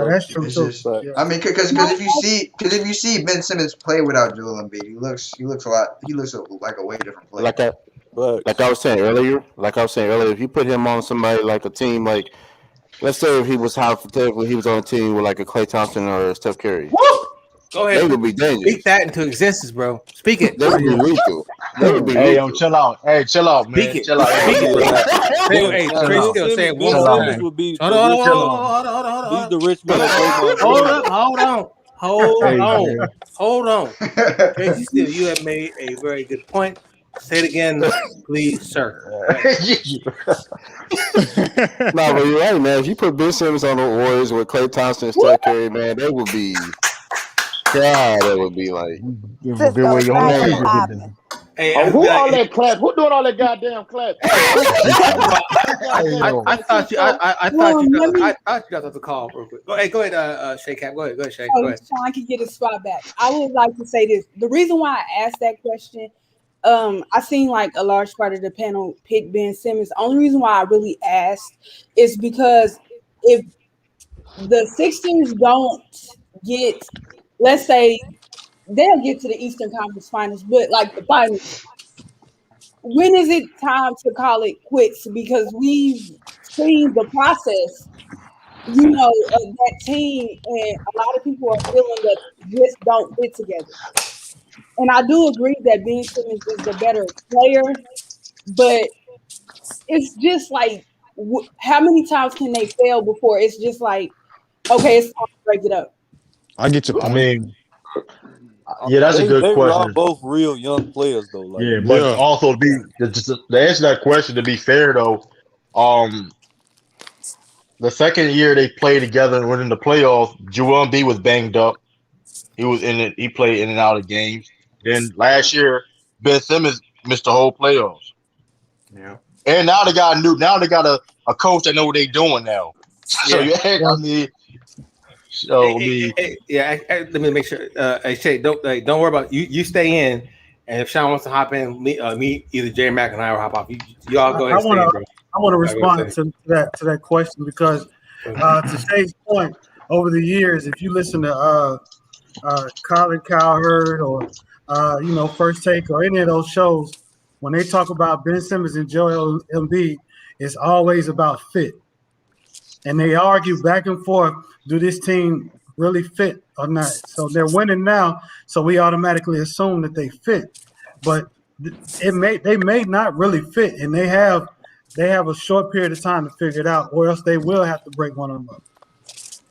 I got a question for you, Shay. I wouldn't break them up right now, though. I keep them together. They too young to break up right now. I keep them together as long as you possible. Give them more years. But they got long-term deals. I mean, they got some. Because I mean, if you think about it, bro, for their age, team success, they've overachieved. Facts. So the expectations on them is higher than you would have for, you feel me, players their age as far as winning goals together. So they've accomplished a lot in a short period of time. The only reason I would consider if Joel Embiid health just declines. Other than that, I'm keeping them together as long as possible because you don't get no better tandem than that going into the future. With a LeBron getting older, KD getting older, like that's the future. Yeah, go ahead, Tracy. I know you said you had a question, and then I think I had a question I had a question for like Shay and everything. I was thinking about the Embiid and the Ben Simmons, and I think the biggest problem it's not. I'm not saying Joel Embiid is the biggest problem, but can anybody tell me is he a really good off the ball movement center? To me, I mean, he can. He can be a stretch. He can shoot the ball from the three. He could pop. He could pick and pop. Yeah, absolutely. He can shoot the three, and then you mean like he be like just catching lobs and all? I mean, he not like that. Like he ain't no DeAndre Jordan and shit like that. Because I mean, I he was can catch thinking a about, ball, but big he move, can't. not But he is a good rim runner though. Good He can question. do it. He is What do a you good mean, rim runner. Tracy? Still, like as far as a decoy or something?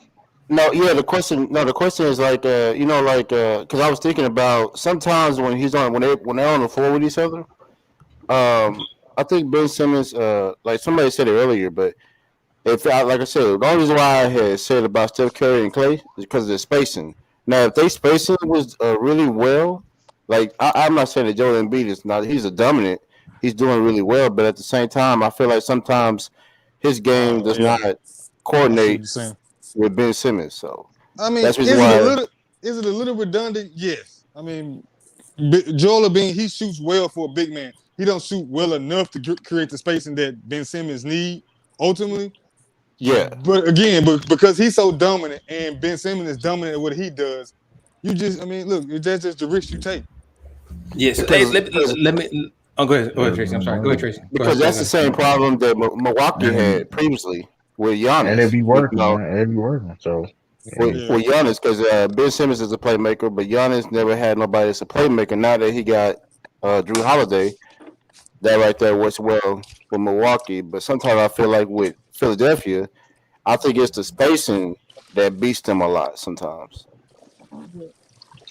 I mean, we'll see. But here's the thing: like just going back to again, we talk about like we remind y'all like when we got to remind ourselves when we talk about these failures. Like I said last year, we didn't see Ben Simmons play.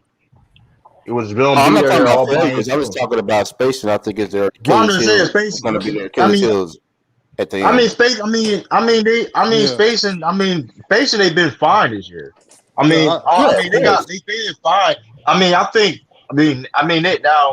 They still got flaws. The offense can get better though. Do you think Steph and Green's going to show up in the playoffs? He he not? did last year. Steph showed up. Yeah, but they got just more than that. Remember, they got Tobias Harris. Listen. They have a They got squad. Mate. They got dude. Listen, This is and now here's the thing: when we talk about the Sixers, man, we forget about one guy that don't get talked about enough. That probably gonna be on the all defensive team with Ben Simmons, and that's Matisse Thybulle. Matisse Thybulle has been legit been balling. The minutes that he got with the production he's giving is insane on the defensive high end. energy too. Very high energy. But he don't help create spacing either though. The playoffs is a whole different ball game. I'm just saying. Another person, Shake Milton, one of the best 6 minutes in the game. Nobody don't get talked. He don't get talked about a lot. So it's like they got. I mean, their spacing is better than it ever was. Like for a long time. You right. You got Steph Curry and Danny Green. You know how hot. Especially know how Danny Green can get hot. We see him. He gets a hit, and it's so. And you got Tobias Harris playing the forward, his natural position. He can stretch the floor, so they got enough spacing. I mean, their offense necessarily the greatest, no, but they got enough spacing. You know what I mean? The question is who's going to be that. The question really is the closing situation. You know what I mean? And you need more than just spacing. You need more than just being this how to being or just stretch the floor. You know what I mean? That's why I asked the question: is Steph going to be that guy? Putting the ball on that floor. And putting it'll probably be Tobias Harris. Yes, probably Tobias. You think Tobias Harris gonna come too? We'll see. He's the best coach on that team. We'll see, though. He is, but we're gonna find out. We're gonna find out. I don't know if he's gonna do it, but he's the best coach on the team. I don't know if he's gonna do it though. I think Joel Embiid should be the closer. Because he is the most what do you think about offensive player with Ben Simmons and Joel Embiid? Yeah, I mean it should be, but we don't see. Hold on. It doesn't have to be one closer though. Like we gotta, like whoever's hot should close the game between. But Steph Curry, Danny Green, they not really shot creators like that. They more catch and shoot guys. I'm talking about between Tobias and Joel. Whoever's having a better game should close. It's not just who necessarily you designated the closer. Like that's Only reason I would disagree because if they fail, let's say Joel Embiid closed one game and the next night we count on Tobias and he doesn't. You know what the rating are gonna be on TV the next day. Why not go to your best player on the floor? Period. Yeah. I mean, I agree. I understand what you're saying, but me as a player, I'm gonna live with that. Of course, Joel Embiid, he has the type of mindset. He's gonna want to Westbrook close out just passed the Big O, I think. He did. Yeah, he did. Yep. Oh, that's it. That's impressive. That's impressive. I don't care what nobody say. I don't give a damn if it's 2020 or 1956. They only down by 6. Westbrook has one of the highest motors in NBA history, man. That man got 10 boards, 17 assists. God, 18 assists. God damn. 18 assists. God damn. Fuck Westbrook. What? Class motherfucker, dude. You sound like a hater right now, dog. Yes, A light-skinned hater. That's what you sound like. So first of all, you sound like a little in-house racist there, Tiffany. I'm just against my own race. Hey, Cisco, I go hit on another light-skinned brother. Hold on. I go hit on another light-skinned brother. 50 Shades of Brown episode today. I go hit on what team here. Hold on, everybody. Hold on. So you have something to say? That's funny. No, I was just gonna say, I think it was J Mac, the one that said he don't believe Brandon Ingram and Ben Simmons should be compared. Who should Brandon Ingram be compared to? Russell. You gotta play. Hey, so I got something for that. Give me a second, and I'll bring it up, and I will. Man, first of all, Andrew Wiggins is something, man. No, well, Andrew Wiggins. no. Actually, True is not wrong because you have to put him in a category with guys that do what he does, and that's score the basketball. Yeah, so he not no. Yeah, Jaylen Brown. Brandon Ingram. What? We're talking about Ben Simmons and Brandon Ingram. Brandon Ingram. Oh, compare Brandon Ingram. Is this an easy compare? Compare Brandon Ingram to Jaylen Brown. They got two identical careers when it comes to the improvements in their game and roles. Jaylen Brown's better than that nigga. True. I kind of disagree with that because I know they play the same position, but I think if Jaylen Brown was a little bit taller, he'll be like Ben Simmons to me. Hey, listen. But here's the thing, though. Compare him to like a Tatum or something, or Wiggins, like Max said. I mean, Jaylen Brown Jaylen Brown is just better than this. He a better shooter than Brandon Ingram. He just higher motor. He just better than Brandon Ingram. Better defensive. He has a way higher basketball. Very defensive. And he going and Jaylen Brown, yeah. But where does he rank though? Who has the better Where does he rank? Like if KD is he's the standard, right? He's the highest of the high, right? Where is Brandon Ingram at? Is he midway as far as top scorers, as far as all-stars? We're only talking about all-stars because he's an all-star. He's the bottom half of that. If it's all-star, he's at the bottom. Bottom. Well, you talking about that position? Hold on, you talking about that position? At his position, I would say he's at least in the top 10. At that position, yeah. Small forwards. He may be top 10. You better be. He may be top 10. He may be top 10. You don't have no choice. I mean, the thing is, he wasn't all-star this year, so he may be top 10. He's top 10 though. He's top 10. Yeah, he's top 10. So moving forward, let me ask the panel a question because we get into these playoffs, man. New York Knicks, where do you see them? How far can they go? Hey, no doubt. 2 words. Listen, hey, 2 words. 2 words. One at a time. 2 words. I said 2 words. What are they? 3 words. 3 words. I said 3 words. The Knicks is back. The Knicks is back, man. The Knicks is back. We definitely. The Knicks is back. They go back. Hey, like where they come from? Listen, hey, you better. Hey, Anti. Listen though. You gotta respect this team. Listen, you can say. Listen, hold on. I'm a Celtics fan. Listen, hold up. Listen, I'm a Celtics fan. And I'm saying this. Listen, you gotta respect what the Knicks is doing, man. You obviously have to respect what the Knicks is doing. You gotta respect what Coach Tebow is doing. Worldwide West and Leon Rose. Hey, listen. Why you laughing when you said that? Listen, man. Hey, Jules said that shit. But all jokes aside, though, Jules and also Derrick Rose balling out, Jules Randle balling out, RJ Barrett balling out. We gotta give that Knicks some respect. They just need listen. Put some respect on their names. I hate to be a contrarian, but I don't think they beat Atlanta right now. No. They haven't proven to me that they can beat Atlanta, and even in the regular season. I saw them play. Yeah, what has Atlanta done? What Atlanta doing? They balling. They balling. Y'all sleep. Atlanta been balling. They balling. Y'all sleep. Hold on. That man Donovan been hooping. Trae Young been hooping. Y'all tripping. Y'all sleep. I agree with y'all that. sleep. I agree with everything. Y'all sleep as hell. Right? I agree, but who been more consistent? Atlanta making defense. Who has the Knicks beating? You can't name it. They haven't beaten any team. That's their best win of the season. That's the only win of the season. They haven't beaten anybody. Well, that was That's the not last one. true. That's That not was the last true. one. They haven't beaten nobody. Who have they beaten? Did they beat the Lakers when they was healthy? The Lakers wasn't healthy. Stop it. Hold on, let's be. They split the series with Boston.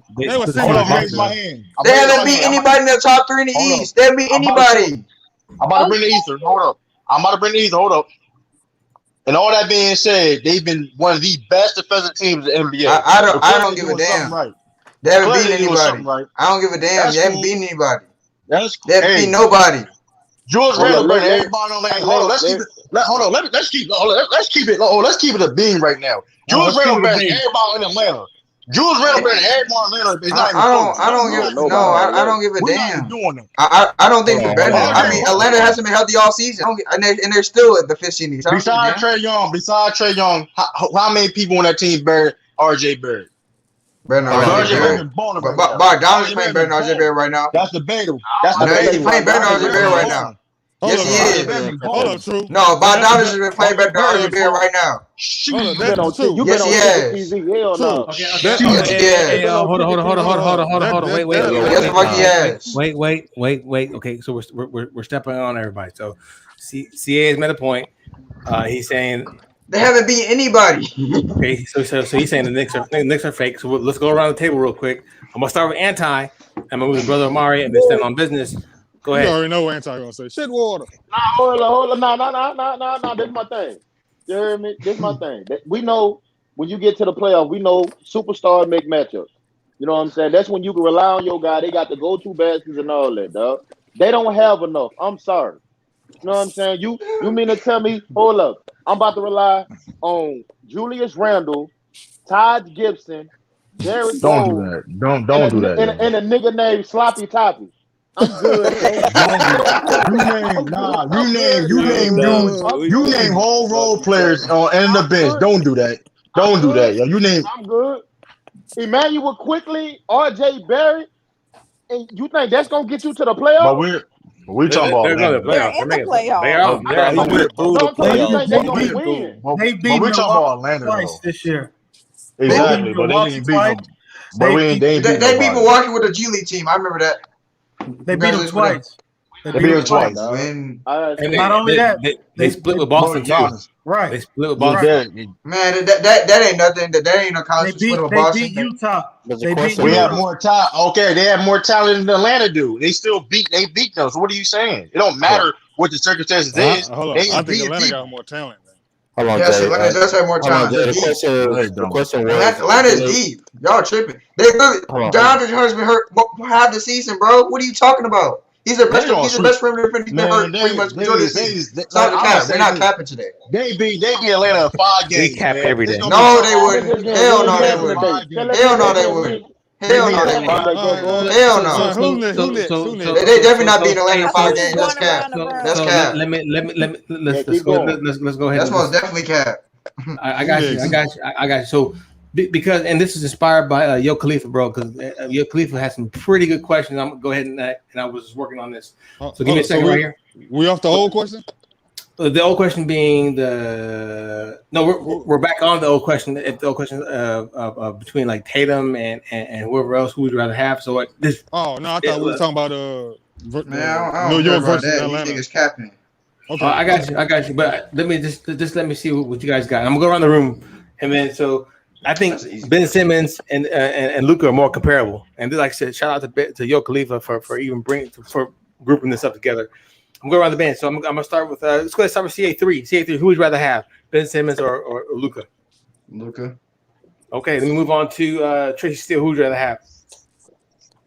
Ben Simmons. Oh, there you go. Tiffany, who would you rather have? I got Ben Simmons playing that defense. Okay, no worries. Anti, what you got? How is this a question, bro? Like really? Anti, shut up. Man, like what the fuck y'all looking at? Like, I want that white boy Luka. Hold on. Wait. Y'all doing some capping for this. Hold on. So when I ask you the question, right, who would you rather have? Go ahead and state your reason why.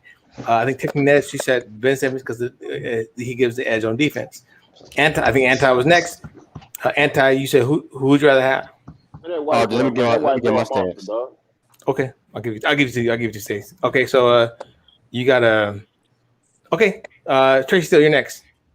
Honestly, with me, I think it's Ben Simmons, man, because I mean Luka is great and all, but if I put spacing around Ben Simmons, he's gonna be incredible. I think he's the better defender, of course, and he's going to make sure that they both make their team better. But overall, if you're taking Ben Simmons or Luka, I just got Ben Simmons overall. Can I ask you a question? Well, before we ask a question, let's go around the panel because SB chose Luka, Natalie chose Luka, Big Sal chose Luka. Make sure you guys drop your comments in the chat. Even Ghost, this is your first time. Welcome to the panel. Don't compare Simmons to him. I'm a fan, but it's Luka easily. Okay, CA3, go ahead and see what you got, and then tell us why. I said Luka. I just think he just has a.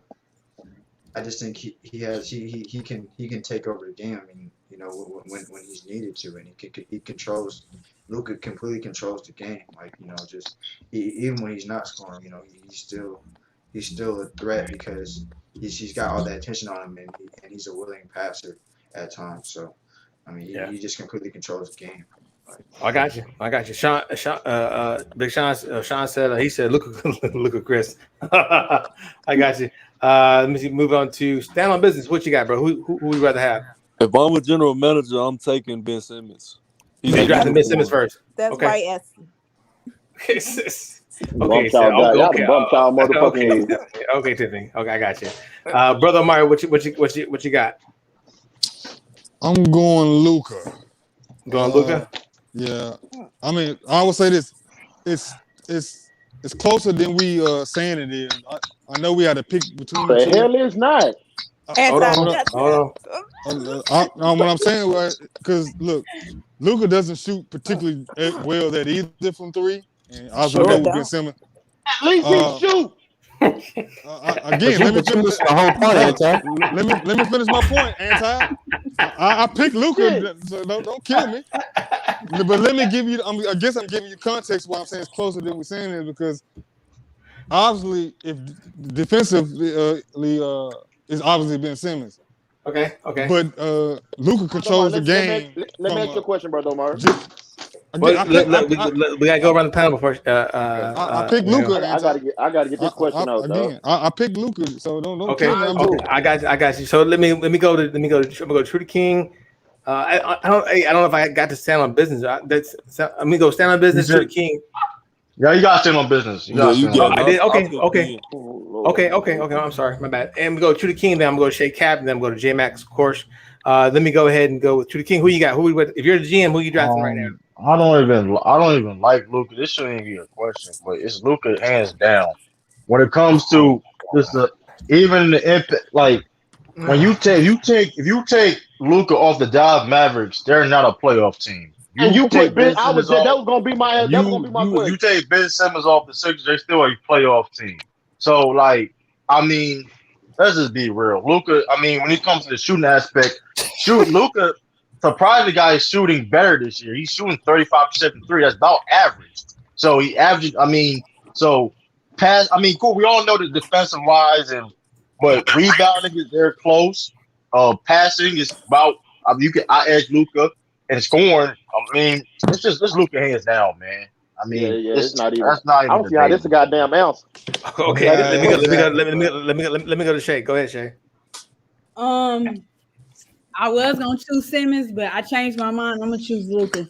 Oh, so you can't change your mind. Okay. Don't let them Cappers change your mind. Don't let them change your mind. Thank you. Don't let them change your mind. Say no. Don't listen to them. That's a smart woman right there. That's a smart woman right there. Let her talk. Hey, wait. Thank you, brother. All right. Go ahead, Shay. If you have anything else to add on to that, go ahead. You cool. I believe in defense wins championships, and that's why ultimately I was going to choose Simmons. Even though I know he's limited offensively, I can say the same thing about Luka defensively. That I just feel like he's never gonna be there. You're always going to have to put a lot of more defensive players around him. I mean, he do have a good team this year. I just think this shouldn't even be comparable, but I'm still go with Luka though, because I think it's easier to put offense around somebody than it is to put defense. Yeah, facts. Okay. That's what they did with Dirk Nowitzki. They put defense around him and just let him do him. That's a great point. Then I'm gonna go to J Mac, and right now, from what I can see, the channel is really choosing Luka over Ben. I'm gonna go to J Mac, and then I'm gonna go ahead and smart people on this panel, man. And the anti, you want to ask a question? Hold on, J Mac, what you got, bro? If I'm a GM for the Dallas Mavericks, and I have to pick between them two, I'm picking Luka. But if I'm a GM starting my team out and I had between those two to pick, I'm taking Ben Simmons all day. That's right, Jay. Number one. Cocaine. Number one. Hey, you smoking on cocaine, Coco. Number one. Cocaine. Cocaine, Coco. Hold on. Number one, I can build a better talented team around Ben Simmons. If I draft Luka, then I have to say that Luka is going to be my number one guy to go in there and win games. With Ben Simmons, I can pick another number one to do most of the scoring and stuff like that. Absolutely. Hold on, don't that go against you, J Mac, though? No, look. Because Luka he's a bona fide number one option. Your number one pick should be able to do everything that I need him to do. No, I understand that, but Luka has not shown me that he has the capabilities to lead his team all the way to the promised land. He doesn't play no D. He doesn't play no D.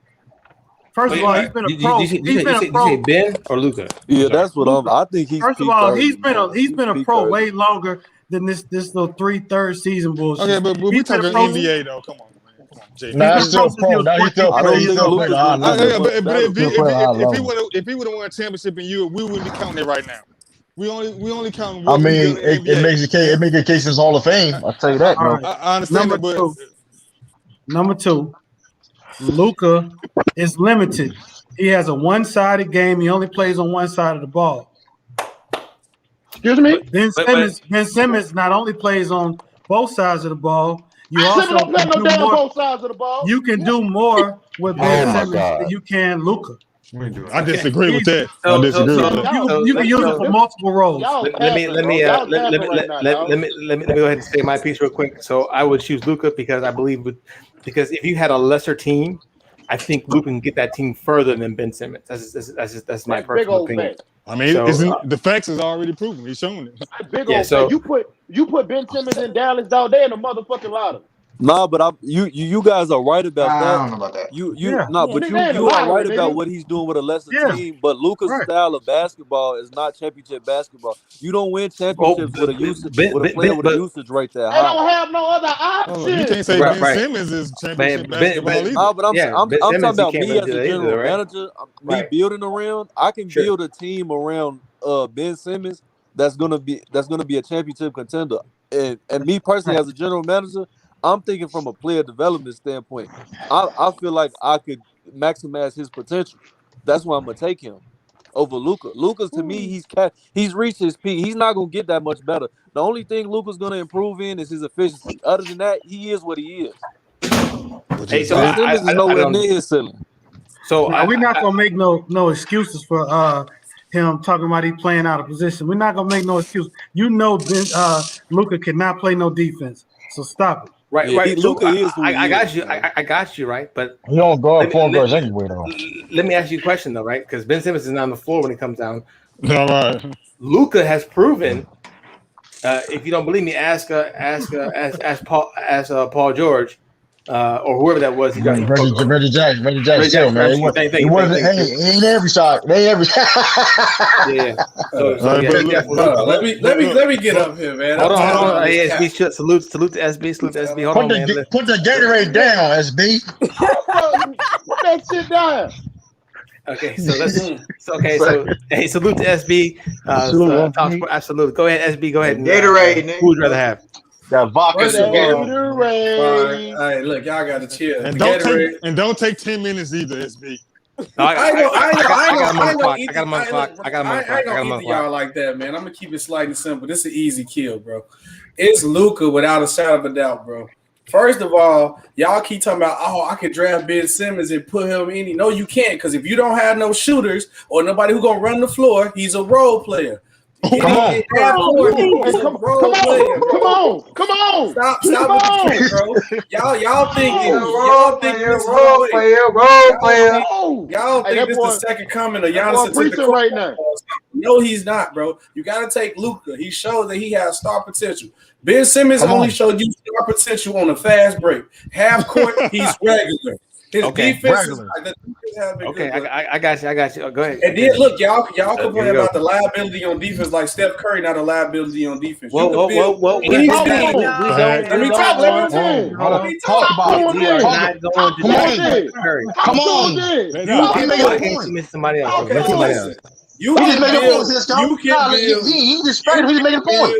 You can build any team around Luka, bro. He can play. That's my point too. That's my point. Y'all worry about defense. You can add him on defense. I'm starting a team with the superstar already. He came in on the team, which was trash, and took him to the playoffs. You don't Stop it, bro. Stop doing that. Because if Ben Simmons play on America right now, they will. We got. Go ahead, brother Mark. Go ahead and yes, sir. Yes, sir. And then I got one more. Fight back, SB and Tiffany. Fight back. Talk your shit, yeah. Yes, sir. So we got more. I got my hand raised. Who got the hand raised? I hear what he's saying. Let me say personally. Yeah, after she. Go ahead, to me, I agree to a certain extent with his point. To me, I just think as a player, Luka it's not a question that Luka is better than him right now. But to me, as a general manager, if I'm cooking the food and I get to develop him, he's not on his he's not. You feel me? You know, I'm getting the situation he is in that, I'm taking him because to me, I could maximize his potential. And to me, if he you said Ben Simmons or Luka, my fault. You said Ben Simmons or Luka. Not to cut you off. You said he's on Ben Simmons? Okay. Yeah, I'm talking about Ben Simmons. If I'm a general the dude in the league for 4 years and they changed Hold on. I think me personally, as a general manager, I'm gonna maximize. I'm gonna maximize his potential to where he reaches his ceiling. To me, his ceiling is higher than anybody in the league except Giannis, in my opinion. He been the same for 4 years. No, but I'm saying if I'm the general manager though, like right, but let me say something about that. My regiments, he's gonna be under my program, and I'm gonna make him the player. That's a good one. Right, but program? That's how I'm thinking of it. But let me say this. Let me push back on. See, I understand what y'all saying about building a team, but here's the reality. That team wasn't built on Ben Simmons. The team was built around Joel Embiid. Fact. That big old fact. So when we don't know what a team, we don't know how to build a team around Ben Simmons because technically he's a piece to a guy on Joel Embiid that they built around. We know it needs shooting on it, though. Luka is a team. Luka, when they draft Luka, okay, they drafted Luka and look, this is going to be our franchise player. We have to build a team around him. That never was the case with Ben Simmons. I don't want Luka as my franchise player. That's what I'm saying. Yeah, me too. I mean, I don't disagree with y'all. Okay, Yeah, I don't either. He's just not mine. He's a better player right now. Y'all are definitely right about that. That's not even a debate. Okay, so if let's, I'm the general manager, I'm taking Ben Simmons. So let's move on. Let's move on to I know we can hammer that down for quite some time. So I just want to go on to the next one. I know Jimmy Butler is a small forward, but he plays him and Bradley Beal. He plays too a lot. He's a good person. So who would you rather have? Would you rather have Jimmy Butler? Or would you rather have Bradley Beal? Now you guys understand. You guys are all the GMs. Everybody in the chat, you guys are GMs. So who are you drafting?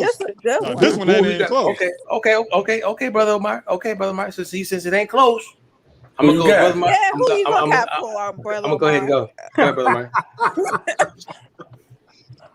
And Tiffany, you're a hater. But go ahead. Man, I'm going for Django. Let's stop this. Django. Don't do this. Django.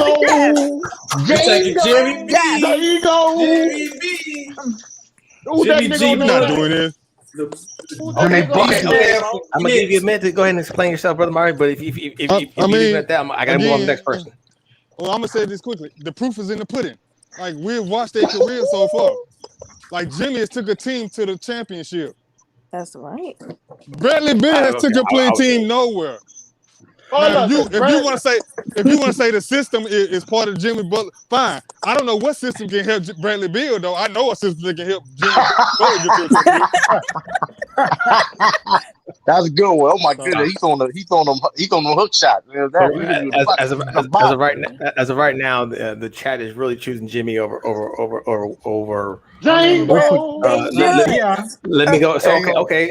Tiffany, you capping. I mean, to me, let me hold on. With Tiffany, I'll come to you, CA. I'm sorry.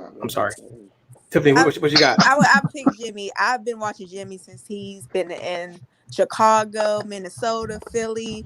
He's tough. He's gritty. He doesn't take a day off. That's the kind of player I want on my team. This nigga say he ugly. It's because he's dark skin. That's all it is. That's ugly motherfucker. Color is. Hey, Guala, chill out. If you said Tiffany, if you said I'm suspect, okay. I know his 100 million, his 100 million will wash away them nappy things he got around his chin. I got you. Hey, yo, Lord Gamer, see, that's why. Okay, I'm moving on to CA3. I'm moving on to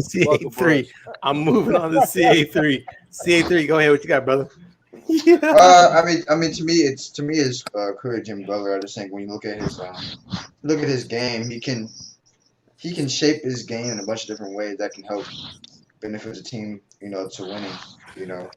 So some games he can take all the shots and try to will your team to a victory. And some games he can step back and kind of be the playmaker of the offense and not really take that many shots. And he also affects the game a lot defensively. I mean, although he's not the best shooter in the world, but he does. Hey, Cisco, who came up with can do that.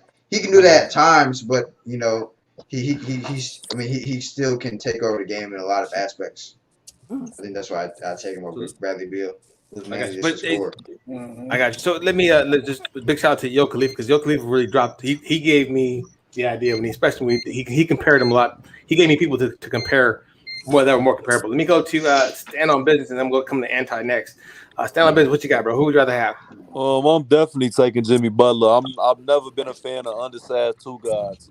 You don't win championships with no undersized two guys. Bradley Beal should be a point guard, to be honest. But you're the first person I heard say that too. Okay, Anti. Go ahead, Anti. Django. Fuck you mean? It ain't even close, dog. Where's Sean? Bradley Beal some shit water if you want. We got too many people in the chat right now. I'm about to step off so I can let him back in. But I can't come back in. I'll be on my Sean for it. It's gonna be Jimmy. Nope. It ain't even close. So you can stay. Django. You can probably stay here because I'm gonna drop out in a second. I'm gonna go to the gym. Okay, so let me get your opinion there real quick. Then, Fat ass going to the gym for? I gotta get it in. Hey, Cisco. Hey, Cisco, you got something against dark skin, bro? You got something against dark skin? Dark skin, man. That's how fatty to me. What are you talking about? Hold on, wait. Let's stick to the topic at hand. Okay. Besides the fact that Django ugly the motherfucker. But go ahead, SB. I'm taking Jimmy Butler without a shadow of a doubt. Everywhere he went, he turned the team to a winning team. And then, like, of course, people to use the excuse with like, oh, with Bradley Butler never. I said Bradley Butler. Bradley Beal never played with as much talent as him. When Jimmy Butler went to Miami, they said, oh, they won lottery. He don't even want to hoop no more. He went on vacation. It took a team with just as much young talent as he did, and then still win. So I'm taking a dude who's a winner of anything. Okay, let me go to Shay Cap. I think she's the last one. Then I'm gonna go to J Mac. That boy said Django. Go ahead, Shay. It's Bill is very incomplete, and I don't think we've seen him in in the Jimmy Butler space. I think if you give him a team around him, he could probably do the same. But with that being said, I'm taking Butler because I like defense. I don't think he can do the same. I think he can. I think Bill needs to be a number 2. I think Bill would be way better as a number 2 guy. Because I will say too, him and Wall clashed at times where he is a number 2. Wall was too dominant and didn't pass the ball enough, and vice versa with the two of them. So they never really fit together. So I could argue that we haven't really seen a team built around Bradley Beal, and he played with a ball dominant John Wall. So I really like her. I really like her points. Hey, SB, if you don't mind, I'm going to drop you off. You're going to Gary, go to the gym. Yeah, drop me off. All right, sir. Hey, thank you again, SB. Appreciate you always. Always salute. Bye, SB. Subscribe to SB Talk Sports. And Charter fans. Cisco. Hey, Shay, when John Wall was out, we did watch Bradley Beal take over that team, and it was considerably worse. And that's what I'm saying. Like, I don't think he can be your number 1 option. And not to say Jimmy Butler is the greatest number 1 option, but because y'all know how I feel. You know how I feel about Jimmy Butler. Yeah, but he's overperformed as a number 2. And Bradley Beal hasn't even met expectations. You would never win no championship with that nigga. They choked away a finals appearance. That year they lost to Boston to not a finals appearance, but an Eastern Conference. Yeah. You're right. But They he was the number 2 guy. They had a way more talented team than them. He was the number 2 guy that year, though. But since he's been the number 1 guy, they've been lottery. Yeah, he's not that dude to me. So that's the only pushback. I get the point. He's not even. He's the leading scorer, but he's not the number 1 option right now on the Wizards. Yeah, I could say that. Yeah. To be honest. Anything else, Cisco? Oh, it's on me. Is it on me? Yeah, J-Mac. Yeah. Where that is. Man, I'm taking Bradley Beal all day. You know what, J-Mac? I'm just capping on that one. Ain't no way I'm not taking Jimmy Butler, man. He's the type of player that all of us be talking about as far as we talking to, as far as level of heart that an athlete shows. Anything Jimmy's asked to do, he's going to do it and then hold himself accountable before he holds his team accountable. He's an underrated scorer because he can get buckets in bunches real quick. His defense is great, and he's durable. He's been injured a lot, but he still recovers from injury pretty well. I remember last year in the finals, he twisted his ankle in game 1, where it rolled all the way, and he still finished the series. He just got a lot of heart, man. He's tough. Bradley Beal just not ready yet.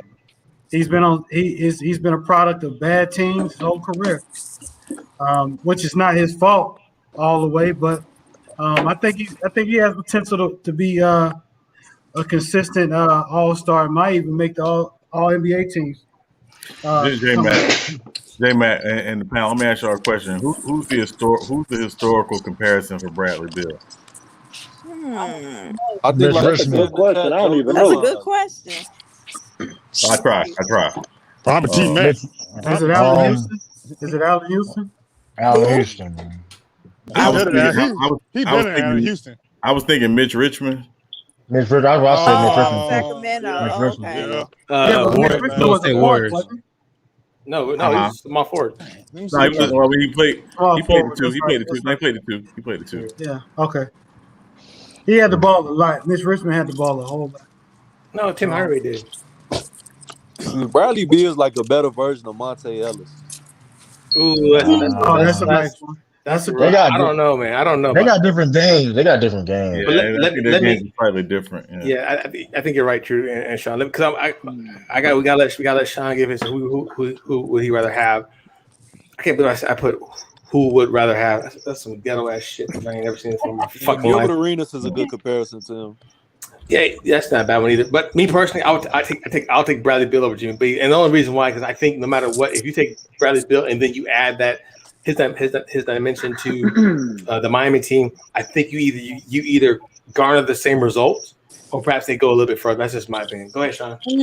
Yeah, for me, it's Jimmy Butler, just because, again, I like Bradley Beal. I think he's very skilled, but I'm not sure Bradley Beal, as good as he is a franchise culture changer. Like, wherever Jimmy's been, he's been a part of helping that team win. And when they left, they haven't really gone as far. So that's no reason why. But I like Bradley Beal. I just don't think he's a culture changer. I think he's a talent, but I'm not sure he's a culture changer. Hey, let me once again just shout out Yo Khalifa for bringing this up. And then part two, hey Lee, stick around, bro. I'm gonna drop off so we can let you in. I just let me go ahead, Sean. I know you had a piece to say about between Luka and Ben Simmons. No, I'm good. No, we moved on. Let's move on. No, hold on. I want to hear your thought on that though.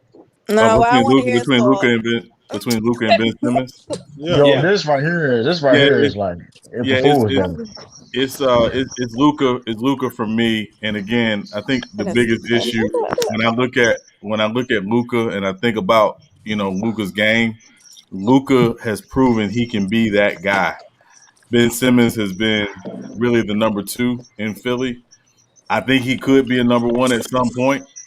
And again, I hate to make this historical comparison because it's not apples to apples. But like even when Magic Johnson came in the NBA, Magic Johnson wasn't the number 1 option. He was the number 2 to Kareem. Ben Simmons is kind of in that same mold. Now it's going to see with Ben Simmons as Joel Embiid gets older. And as big men, again, traditionally start to wear down sooner than guards do, how well does Ben Simmons translate to that number 1 role? But for me, it's Luka. Okay. So now for those in the chat, I got Brandon Ingram and of course Jason Tatum. I think this is more comparable because they have the same position and they have the same kind of role. Now, I'm gonna go ahead and bring it to the King first.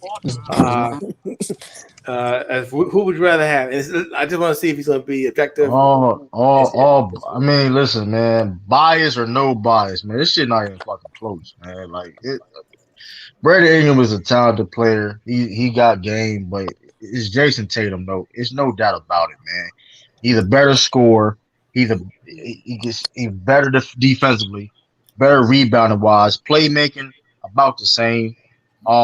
He just a better leader. I mean, look at their careers. When they both got into the league, and look what Jason Tatum have done compared to Brandon Ingram. Mind you, last year, Jason Tatum was in the All NBA team last year. People forgot about that. He probably gonna be on it this year again. So there's no ways, man. It's not even close, man. I got you. Hey, okay, I'm gonna come to Shay Cap next, and then I'm gonna go to Brother Amari. Shay Cap, what you got, bro? What you got? Ooh. I'm sorry, Nicole, bro. I'm sorry. Ooh, I'm gonna say probably Brandon Ingram, honestly, because the thing that I think a lot of y'all forget is Brandon Ingram's rookie year. I believe on his team he had D'Angelo Russell and Jordan Clarkson. I believe they was on that team with him. They were very, very ball dominant, and he had to find his way in that offense. Not offense, but he had to get his points when he could with those two guys. And I think even though he did not take the Lakers to the playoffs, within his first year, Tatum to me has had the better team this far. To me. Okay, that works. Brother Mari, you're next. I'm going Tatum. Two pretty much said it. I mean, player for player, Tatum, he just stands out above Ingram. I mean, they both score pretty much at the same clip, but defensively and just as IQ wise, Tatum is better than Ingram. And that's pretty much what I got. Okay, no worries there. Anti, what you got, brother? What was the question? So we were comparing Jason Tatum and Brandon Ingram. Who would you rather have? Right now, the channel is almost hands down Tatum all day. Yeah, I go. Yeah. Jason Tatum. Yeah, even though I don't like the Celtics. Yeah. Can't stand them motherfuckers. C834. Because of a nigga named True. I'm not sure why this is a question. Okay. It's Tatum. The fact that Brandon Ingram, he can't lead. It would have been better off to ask Jaylen Brown or Jason Tatum. The fact. Anti. God damn it! Quit fucking my shit up. The fact that. Oh, then that's the next one. Yes. No. Hold on. I'm not finishing. I'm saying the fact that Brandon Ingram isn't enough with his talent to lead that Pelicans team at least to a playoff spot. That should tell you that he just, he's a great player with talent, but he ain't quite there yet. Okay. I got you. I mean, we already seen Jason Tatum, do his thing in the conference finals before, so we've already seen that ability. So Cisco, I know you're going through this, but I was thinking about it. And I was kind of looking up someone to kind of compare Brandon Ingram to. Sure. The guy that I came up with was Pascal Siakam. Wow. Damn. Why is that bad? That's not bad. It's not bad. It's not bad. It ain't bad. No, think about it. Siakam's an all-star. He's a 20-point game scorer, but he's not really a number one option. He's not really a guy you build your team around. Yeah, I asked Pascal. That's a great. I would still pick. But Pascal played power forward though. Well, he plays some 3-2. Brandon Ingram's like a poor man's Melo. They both. Ooh, that's Brandon Ingram played a lot of 4 last year. Yeah, that's true. If you replace Ingram with Siakam on that Toronto team that year, they won a championship. Do they still win? Hell no. I don't know. He's gonna get abused defensively. Yeah. And next, I gotta bring it back to. I'm gonna bring it back to Tiffany. Tiffany, who would you got? I got Jason Tatum all day. At best, Brandon is a number 2. I think Jada Tatum could be a superstar of his league. No, I don't know about now. Hold up now. Calm down. Second youngest player to score 60 points a game. Calm down now. I'm just saying. I want to ask y'all this too. I know the other people got to go too, but defensively, who has Brandon Ingram played with that's like Jason Tatum? I mean, not Jason Tatum. Jaylen Brown. I get your point. Jaylen Brown. Who has he played alongside of? That you can say nobody. Wait. Nobody. Hold on, Lonzo Ball is great defensively. Lonzo Ball, Drew Holiday. Yeah, Lonzo Ball, Drew Holiday. I mean, Eric Bledsoe he played defense. I mean, Steven Adams. I mean, you have. But y'all talking about this year, I can argue that Brown has been with Tatum the whole time. I'm talking about literally the whole time. But as a perimeter player, that's not going to help him defensively. All that being said, though, Jason Tatum is still very defensive than Brandon Ingram. I see what you're saying, but it's still not even close. Yeah. At some point, it's about your individual defense. I mean, as a perimeter player, another perimeter player is not really going to help you much like that, except they're going to take the best player. Really, it would be like if they had a rim protector, that would be the beneficiary of them personally. Yeah. Defensively. Okay, let me go to J-Mac. Who you got? I got Tatum. It was like I was talking about earlier as far as tiers. with Brandon Ingram? Where does he rank among those guys that play a similar style? I think Stand On Business said it earlier. Poor man's Carmelo Anthony. He is a decent option for a subpar team. You're not going to build your team around him as far as trying to win. He reminds me of those players that in the 90s and the 80s that we kind of liked, but we just knew that it was high in the 90s. They just wasn't good enough. Just wasn't good enough or thought of to even win a championship. So I think Brandon Ingram is what he is. I don't see him getting too much better. He's not gonna make his team better. But Tatum, let me say this about Tatum. Well, let me say this about Tatum because I'm not as high on Tatum as I probably could be, but Tatum is up and down too. He hasn't really showed. There's something about him. It's like at times you think he's tough as nails, and other times he looks like he lays down. So I think he can take his game higher too. So okay, now I'm gonna go then, and then Sean, you're next, please, and then obviously my take on it is y'all some shit war. Jason Tatum is my guy because obviously light skin. He light skin, but soft. You and your junior wine shit, dog. This colorism got to stop us. It does. It has to stop. First of all, Tiffany, you have no word to talk. Technically, anti is not genuine. It's El DeBarge. That's what I'm saying. That's Jason DeBarge right there. Yo. Okay, so just to let you guys know, right? My take on history is for 400 years we were in. Okay, 400. 400. It wasn't until 1991. Okay.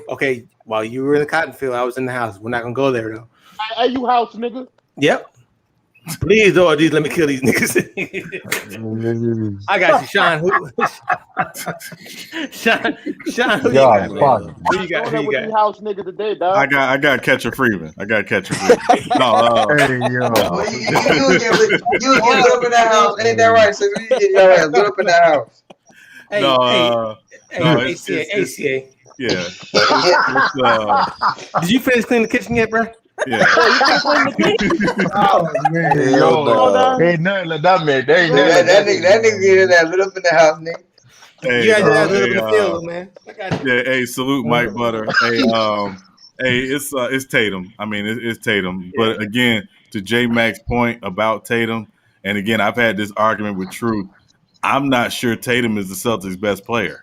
I think he's the best scorer, but I'm not sure he's the Celtics' best player. I think it's Jaylen Brown. So next question is, thank you, Anti, for spoiling it again.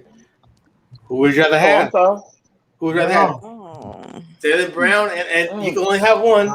And let me go. I got it. Can I say it? Wait, you gotta give a good reason, Tiffany. You can't be anti-light skin. Jaylen Brown, he's dark skinned and brown, and he's not soft. What's up with you and this dark skin shit? Y'all nigga with y'all colorisms, dog. Yeah, this shit done took a turn tonight. Hey, we gonna end this stream playing Complexion by Kendrick Lamar. Complexion. That's what we're not gonna do. Okay, Tiff, are you gonna stick with that answer, or do you? Yeah, I'm gonna stick with that answer. Just or not the answer, but are you gonna? Complexion. Go ahead. If you want to change your reasoning, this would be the time to change the reasoning. No. I think Jaylen Brown has really stepped it up this year. Like, he's been the best player actually to me as far as this year. Sure. He has stepped up tremendously, and them going into the playoffs, I don't know what Jason Tatum want to do, even if in. Go ahead. Okay, I got you. Let me move to anti. This down on business next. Right now, it looks like the chat is choosing Brown.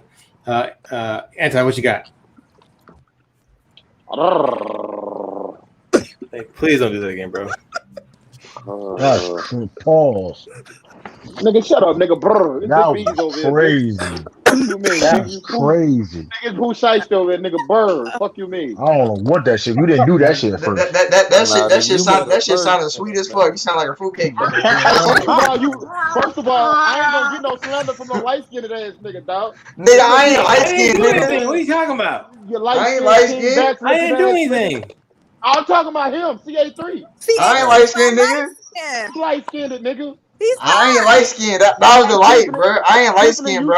I'm caramel, bro. Come on, man. I told y'all can't be good. Y'all can't be calling yourself caramel, man. I told y'all about that, man. It's a hard pick. Why y'all skipping over brown skin? Just to go to caramel. I ain't light skinned, bro. That was quick. Man, I guess it's more sexy to say caramel, dog. I'm not light skinned, dude. I'm not light skinned. Okay, you ain't caramel either. Exactly, nigga. Okay. Anti, do you have a reason why? Anti, who you got, bro? Sweet ass nigga.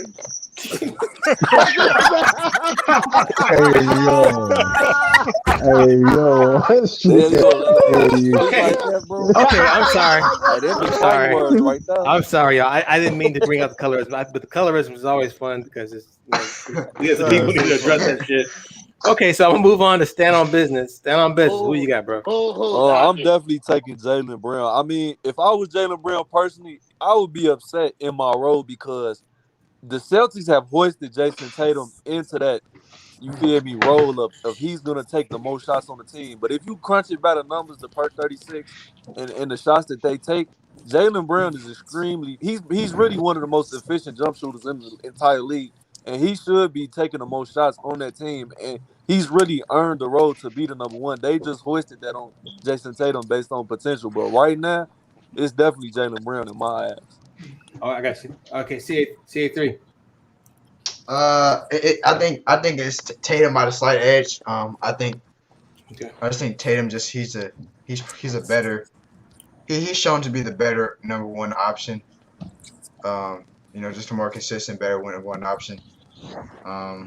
He's shown to be a bit more durable.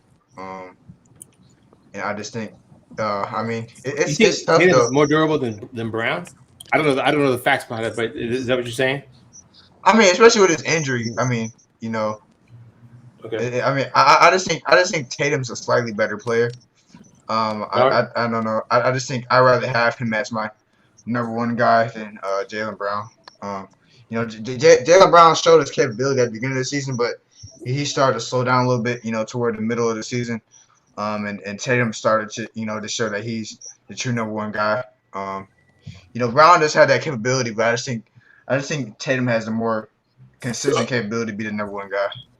I got you. Brother Murray coming to you next, and then after that, True the King. No, I'm gonna go Brother Murray, Shea Cap, and True the King. So, Brother Murray, who you got? I got Tatum. Minus the colorism. I'm going Tatum, man. Okay. You have a reason why? I believe Tatum's upside is just greater than Jaylen Brown's. Yeah, I agree with that. I think Stand Up Business said earlier about Luka that he said he is who he is. Now he won't get no better. I don't believe Jaylen Brown gets any better than this. And so just on that fact alone, I'm going Tatum. And I think he's just a more dynamic offensive player too. I think he can score in a more variety of ways. So that's me. Okay, let me go to Shay next. Shay, and then True the King, of course, because you are the resident Celtics fan. Shay, what you got? I'm taking Jaylen Brown because I've liked so far. Because he chocolate. My bad. He's shown since he's been in the league. He's gotten better every year to me offensively, and I think that it's closer. As far as their offensive ability, I wouldn't be surprised if next season, as far as shot making and stuff like that at the end of games, if they start going to Jaylen Brown more, because he also has the most complete game. I don't think he's that far behind offensively behind Tatum, and I think people celebrate Tatum's offense too much. Okay. Yeah, I agree with that. I got you. A great point. So I really honestly agree with the points you made, Shay. Those are Those are real good points. All right, True to King. Talk to me. Talk to the panel. Who should we take? Yeah, this is a good one. I have to edge it by Tatum, man, and he just like they're the same tier, but just Jason Tatum is just a better player. I mean, I understand when you look at the shooting percentages and stuff like that, but if you seen Jason Tatum at his best. I mean, clearly, it's the reason why Jason Tatum is the best pro on that team. Jason Tatum not the best on player because the Celtics put him there. He took that. He took that position. If you look how he even got to the position he is now, he took that. He elevated his game to be where he at now. Jaylen Brown was there before Jason Tatum. Don't forget. So Jason Tatum is that alpha dog on that team for a reason. It's not because the Celtics want Jason Tatum there to be the number one guy. He took that number one spot. Jaylen Brown could have easily took it, but he's the number 1, 2 guy for a reason. You know what I mean? When it comes to like defense wise, yeah, Jaylen Brown's better, but I don't think it's not by like landscape, like it ain't by a mile, whatever. Like defensively, and plus offensively, yeah, he could. Jaylen Brown maybe is a little bit better at catch and shoot, but offensively, Jason Tatum is better. You know what I mean? So, especially when it comes to the IQ aspect, you really look at Jaylen. They look at their game. It's clearly Jason Tatum he's that guy on that team for a reason. When you say that Jaylen Brown should be the number one option, look at his ball handling skills, and then go over and look at his ball handling skills. Then come back saying he should be a number 1 option. Okay. Let me go to J Mac, or let me go next. I'm bringing to J Mac, and of course finish up with Sean. So for me, let me push back a little bit on True to King point. Well, my point is maybe that's the problem. Is maybe that's how they drafted him. That's maybe what they told him what his role was going to be. And sometimes it just takes that year or something like that to kind of really find your niche, if I would. But if I'm a GM today, I'm taking Jaylen Brown. I just think to me he's a more efficient Jimmy Butler. He's Jimmy Butler like 2.0. Tatum, bro. Tatum's bigger. He has more size. He has more in his bag. He can score in more ways than Jaylen Brown. He has a better 3-pointer. Even though Jaylen Brown is not far behind him, I just think that Jason Tatum can do more for his team, even when the athleticism goes. Because Jaylen Brown's more athletic, but if he's limited athletic, then his game is going to be limited. Because I just think that Tatum has more ways to score than Brown. Brown does have the defensive edge, but Jason Tatum is about 6'9". And he's not Brown. He's not a bad defender. 6'6", Brown 6'7". 6'6". 6'6", 6'7". He's 6'6". Wow. He's 6'7". Yeah, he's 6'6" without shoes. With shoes, he's 6'7". Who plays without shoes? Go ahead. He plays. Go ahead. I don't even know why they measure him. I just hate when people say that, like without shoes. Like when the No, last but time yeah, somebody I'm played just without saying how shoes? they. Nah, listen. If you go where he, like if they list that he's 6'6". Yeah, but that's because they started measuring him without shoes, which is stupid. Go ahead. Finish your point, J Mac. I'm sorry. I'm not long. All I'm saying is I just think that Tatum has more upside. I think he has more. He has a higher ceiling. I just think he's a better player. Okay, but I will say Brown is playing better this year.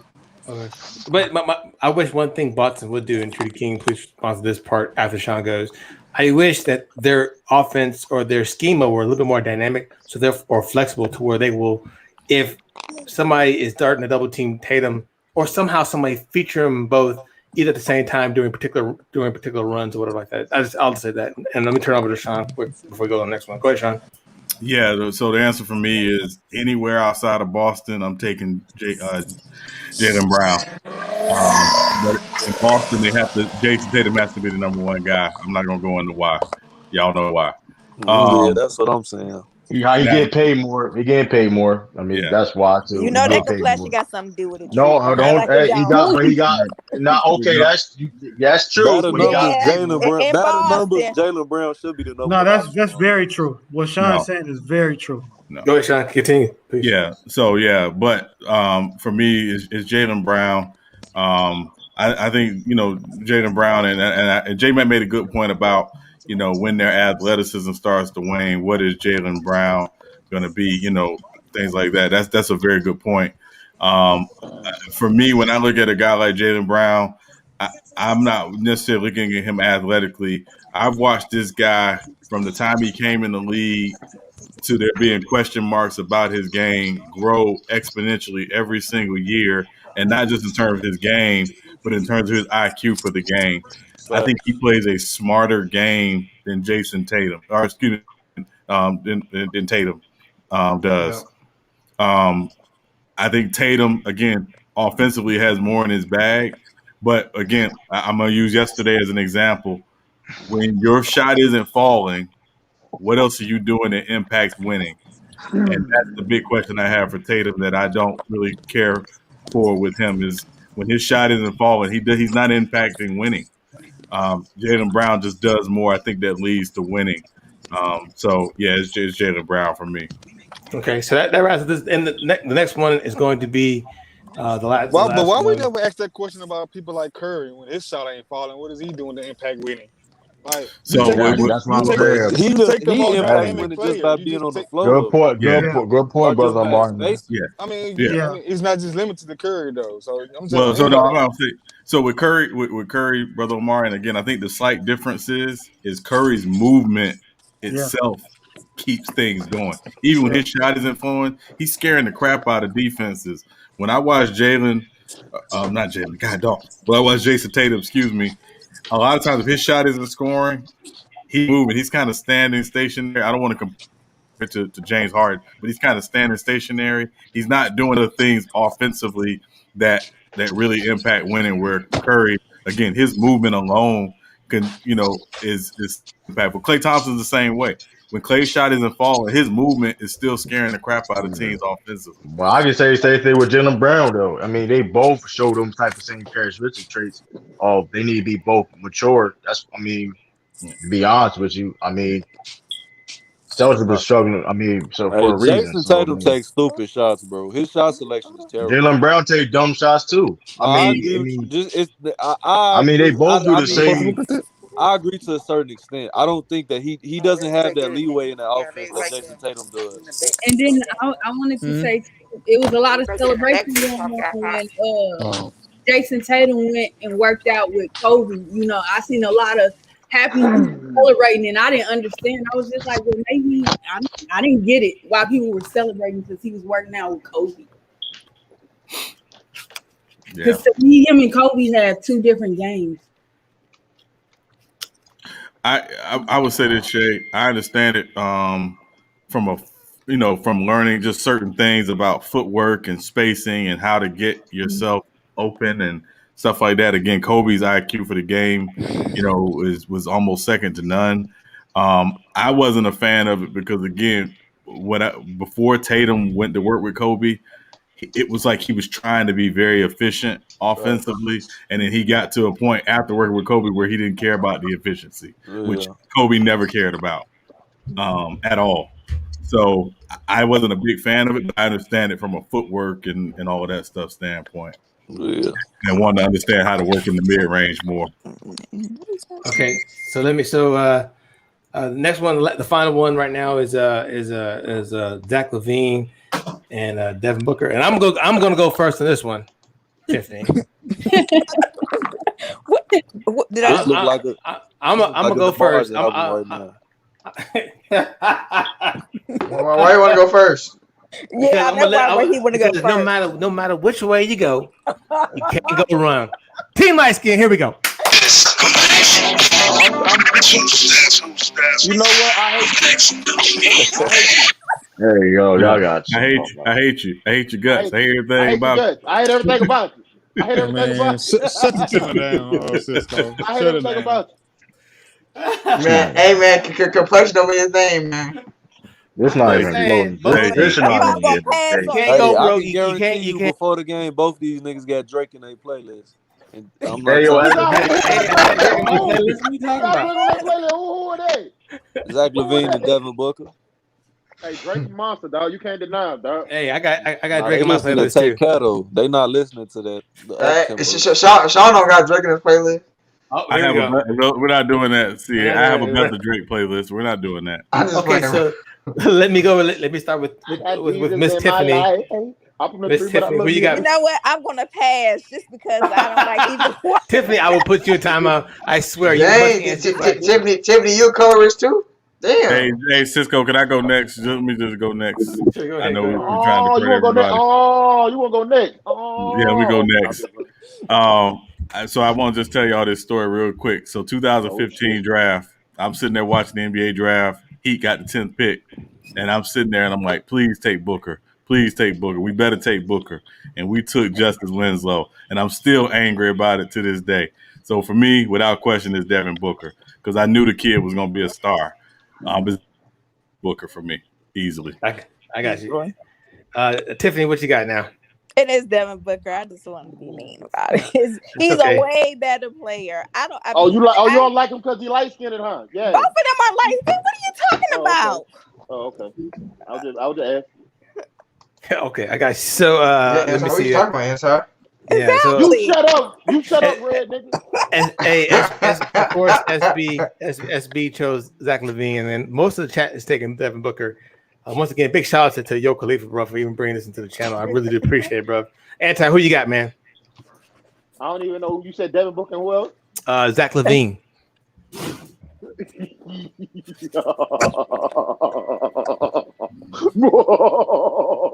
Bro, what the fuck is you doing? That's his evil And y'all call me corny, bro. What the fuck, bro? What the fuck is shut up, Guala Guala.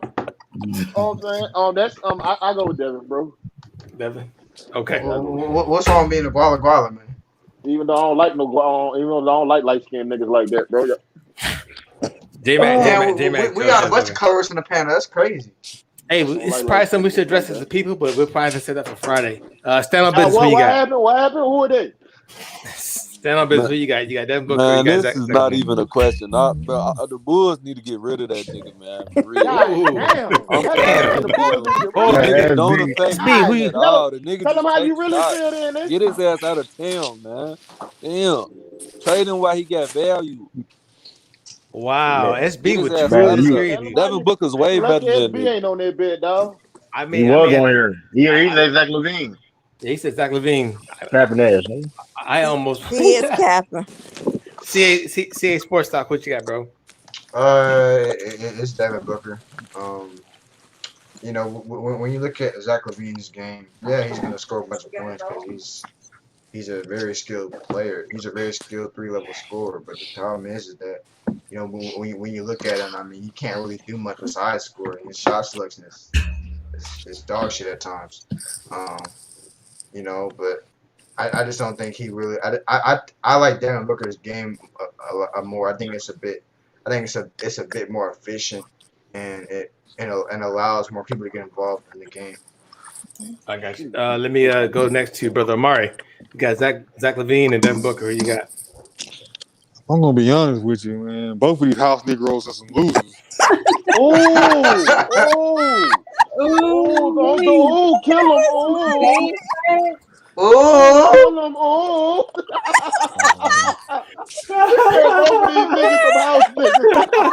Where's Cisco go? Where you at, Cisco? Cisco. Hey, that's okay. Brother Amari, guess what? I would like to welcome you to our new location. It's called Timeout. So let me move to True the King. True the King, who you got next? Who you got, bro? I'm really not a fan of both of these dudes, no, but man, Devin Booker really. I guarantee you, if Zach LaVine was on the motherfucking Boston Celtics, you'll love that nigga. I mean, dude, that's not about. Yeah, I know that. I mean, hold on. But you're doing a lot of capping. I didn't say he was trash. Okay. He just said I'll easily pick Devin Booker over. What are you talking about? You like this shit. But anyway, Devin Booker is clearly better. I mean, this is why I say this. The Bulls got one of the best centers in the NBA, and what are the Bulls is doing? Nothing. Devin Booker, you give talent. I mean, with the Suns, hey, they look where they at. I mean, that's his case closed, man. Zach LaVine, he ain't no number one guy, man. He's the number two, maybe number three guy on a winning situation. He's a number three guy. Number three. You know what I mean? Maybe a six man, but no, I ain't going that far. But I mean, That's fucked up. I mean, hey, but it's just Devin Booker better, man. He got that tangible, man. All right, I'm gonna go to Brother Lee because we haven't heard from him all night. I'm going to Brother Lee, then I'm gonna go Shea Cap, and then I'm gonna let Brother Amari back in. I'm on for about to say JJ ready. You know, to the king, shut the channel down. What's up, Lee? What's up, Lee? Oh, what's up, dirty ass nigga? Oh, I'm just playing, bro. You know what? I'm just playing, Coco. I know. It's all good. It's all love. It's all love. Just want to say hello, everybody. Sorry for being late to the panel. You know, I got done cooking, and Sean, my hand feels much better. My right hand, that is. Whoa.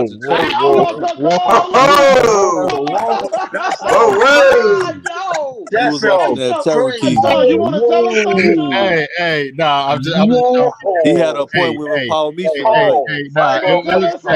Wait, hold on. Anti. 30-yard flag. Anti. It was a joke from Friday night panel. And you weren't in the panel initially, so that's why I said it. Okay. Right, yeah, he's on his Roxy Reynolds. That's all I'm saying. That's that Max G right there. Pause in the chat though. You can't do that, man. I wanted to troll and say Kyle Kuzma, but I'll get put on timeout. Hey, son, Roxy ain't got nothing on Cherokee, dog. You know what I'm saying? Anyway, I'm gonna pick, even though Zach LaVine, he is talented. I'm not going to be as ruthless as a Stay in All Business, my brother, and Brother Amar. Talented, you just need to get the fuck out of here. That should be a good time. I'm gonna choose Devin Booker. He's just lighting it up right now. But Stay in All Business, why do you want Zach LaVine to get the F out of Chicago? Hold on. Winning player, for what we need, bro. We should have been rebuilt. I wasn't a fan of even trading for that nigga, bro, because he wasn't that dude, and I knew it. Like the Bulls is going in a conundrum right now, bro. Like that Vujicic trade was stupid. Nigga, spell it. Man, listen, man, I'm not good at spelling on the spot. I gotta write that shit down. That's all right. Yeah, go ahead, brother. I've never been really Zach. Don't get me wrong, bro. He's talented, but as far as for what the Bulls needed, bro, getting him was stupid, in my opinion. In the first place, you might get LaVine. Yeah, I mean, it was. Just remember, stand up and remember, right? It was basically the Bulls saying, "Listen, we're moving on from this Rondo Wade Butler combination," and Minnesota making them a Godfather offer they couldn't refuse. I mean, you got 3 starters for Jimmy Butler. Yeah, that was a good deal at that, but I'm talking about them trying to build around this thing. That's my only problem. Acquiring him, but trying to really build a team around, that's just retarded. Yeah. Go ahead, Brother Amari. Welcome back to the panel. Oh, thank you, Cisco. Malcolm X told me about Negroes like you. Yeah, that's what I'm talking about, dog. You give a light-skinned nigga a little bit of power, you heard me? He want to kick niggas out of the check. You know what I'm saying? Hey, you always telling me people out of the chat, Anti. What are you talking about? I'm just you always get him the fuck out of here. Get him the fuck out of here. No, but I ain't got the power to do it, though, huh? See, that's the difference between a dark-skinned nigga and a light-skinned nigga. Y'all got the power to do it. Oh, my. Brother Mari, do you have an opinion on this one? Or are you good? I'm going to go Booker slight edge, only because he won this year with Chris Paul. Slight edge, nigga, you can't bump your goddamn What head. I'm saying is because ultimately he's won nothing either. He's been leading that team to bottom half of the conference every year. He's better than Zach LaVine. Nah, he was playing for a trash ass organization who didn't know what the fuck they were doing. But even all that being fair, Devin Booker was still doing more than Zach LaVine, though. So that's That's fake. I mean, from an offensive standpoint, yes, he has been. But that's all. That nigga dropped 74 points on a loss. I mean, skill wise, they about the same, man. Yes, that's what I'm saying. They offensively they about the same. Devin Booker got more of them intangibles, man. I mean, but I would go Devin Booker slight edge. Yeah. Devin Booker's IQ is way higher than his. Hold up, now, this is a dunk contest. Hold up, now. I mean, it'll be no. Oh, it's not. It's no debate with that one. But hey, but if I had to choose, my biggest thing with Zach LaVine is so far so much of his game relies on his athleticism. So I would like to see him do more with less without requiring to dial that up. So if I had a choice, of course, I'm going with Devin Booker, that one. So can I ask just a quick question on the panel and in the chat? If you had only one game you could go to, and they said, listen, you got one ticket courtside, you can go to watch Devin Booker or you can go watch Zach LaVine, who you paying to see? Devin Booker. All day. Cap. Y'all niggas lying. I might want to go see Zach LaVine. That's not cap. The nigga dropped 70. I might want to go see that. No, hey, we're not talking. Hey, that man dropped a ass 70. We ain't doing that, man. That just shit. No, but I'm saying like that was a great performance though. Individually, that shit was not great. Them motherfuckers lost, man. I'm saying offensively, I would like to see that offensive performance though. Yeah, shit. Tell him do it. Tell him do it again. No, I mean that's not scoring 70 points is not necessarily conducive to winning. So shit, tell that to Will. Tell that to Will. Well, I mean that's cap right there. But hey, once again, big shout out to Yo Khalifa, man, for dropping that seed. I appreciate it, brother. Yeah, hey man, I know we've been talking a lot of basketball, man. Can we get to something else, man? The NFL. Get something else. Man, hold on, man. Y'all talking about woman to come in and try to tell some shit. Yeah. He had something to say earlier. Some news. Hold on. Y'all talking about Canelo beating up Yeah, can we run through that real quick because that ain't gonna take too long? Can we talk about Canelo? No, come on. Man, what are you talking about? Hey, Billy Joe Saunders. Kidnap his brother. Hold on, Billy Joe Saunders made UK look bad. He made UK look bad, man. He separates all that talking and quit on the stool. Man, listen, I'm sick and tired. Listen, sick and tired of this shit, man. Somebody got to fight Canelo, man. So listen. The me is just Andre calling that motherfucker out, man. Hey, listen, he said he'll fight Triple G again. Man, that's some bullshit, man. Listen. There's a thing with Canelo, right? I'm not denying his talent as a fighter, but you guys, he's handpicking these dudes. No, he's not. No, he's not. So this is what.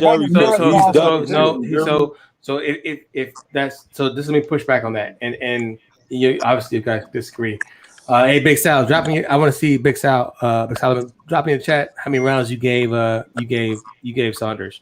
I gave Saunders 3 rounds, especially that number 6 and number 7. So he's not cheap. He's on a mission. He's on a mission for legacy. And that legacy is to become the first undisputed Mexican champion. So he's not cherry picking. Now, could he do it at the middleweight? Well, I don't know if he can get down. I don't know if he can do that consistently. But at the super middleweight, he's going against the champion. So that's his plan. Is it easier probably doing super middleweight? Yeah, I probably agree with that. But Caleb Plant is no slouch. I'm motherfucker whoop his ass. He gonna whoop his ass. Saunders, he's like Saunders with a little bit more power, a little more. Saunders not even like. Saunders not even like. Big Sal, hit the link. Come on in, man, because this Billy Joe Saunders and Caleb. Billy Joe Saunders was not like that. You could clearly see that in the fight, man. He shouldn't even be on the same ring as Canelo, man. It was it's a mismatch, man. And say he gonna do the same damn thing to Caleb Plant, man. Same exact thing. So it's like enough is enough, man. We put somebody that's gonna be a threat to that man. Enough is enough, man. I'm thinking swimming on shit. That man swimming. Hey, Lee. Yo. You swimming, bro? Oh yeah, I appreciate it. I don't get it. No, he got waves. He got waves. My man got the Smith with the waves. Oh, I didn't know. I never had waves, so I couldn't tell you. Sorry. Hey, Sean, let's talk about your buddy Tim Tebow. Well, hold on. That's something I really don't want to talk about, man. That man got white privilege, man. Come on, man. If I just all I know is I gotta know somebody to lead to get a job. Shit, That's the good old man. boy league right there. Yeah, so let me hit up with this last topic on Canelo, because I know we're going to move over to Tim Tebow and Lee's favorite player. I want to get Big Sal in here. He beat Triple G. Hey, Dion, come on in as well. So Big Sal, what you got, bro? If he's there. Sal, you there? Big Sal. That man got that's a lot of beige in that beard, man. This your opinion on the fight. I gave Saunders 3 rounds. I gave him 6 and 7, and I thought he came on strong at the end of the third or fourth. I can't remember. I didn't even see the I think I do agree with you. I think the 6 and 7 he definitely got. The other one, nah. No. Hey, So hey, Lee. I got echo. Okay. Go ahead, bro. Go ahead. You good? No, so I do agree with you. He did get the 6 and 7, but that I think it was the third round. The third round was a little more. Was the only competitive round. I gave it to Canelo, but he just got outclassed by Canelo. To be honest with you, like outside of Triple G, like I said, I don't know who can Canelo really fight. To be honest with you, because I had Triple G winning the first fight. Yep, I did too. I had him winning. I think my biggest problem with Triple G, he on the second fight, he looked like he got old, because you saw him how he was trying to shake his hands out to get the atrophy out of there, or whatever like that. I don't know what that was all about. So I think hands down too. And then for those guys say he quit though, that dude caught him. So he fractured. I think he fractured an orbital, and he did a couple things to his eyeball. Yeah, for people who said he quit, okay. It depends who's saying it. If you just saying it like he quit, like we didn't get a show, or like he was in pain, that's why he quit, then that's wrong. But like as a fighter, when you break your orbital bone, when you break any bone in your face, like it, Man, he broke that nigga's face. like let's not pretend Canelo wasn't putting on work. Like it's not like Canelo was putting in work; he was hurting that man. So I understand that. Right? And to be honest with you, I don't think it was the fighter who gave it up. I think it was his corner. I looked at it twice. Yeah. It seemed like there was a corner decision. To be honest with you, man. Listen, man. I mean, my thing is this, man. This is the biggest fight that he ever want to have in his career.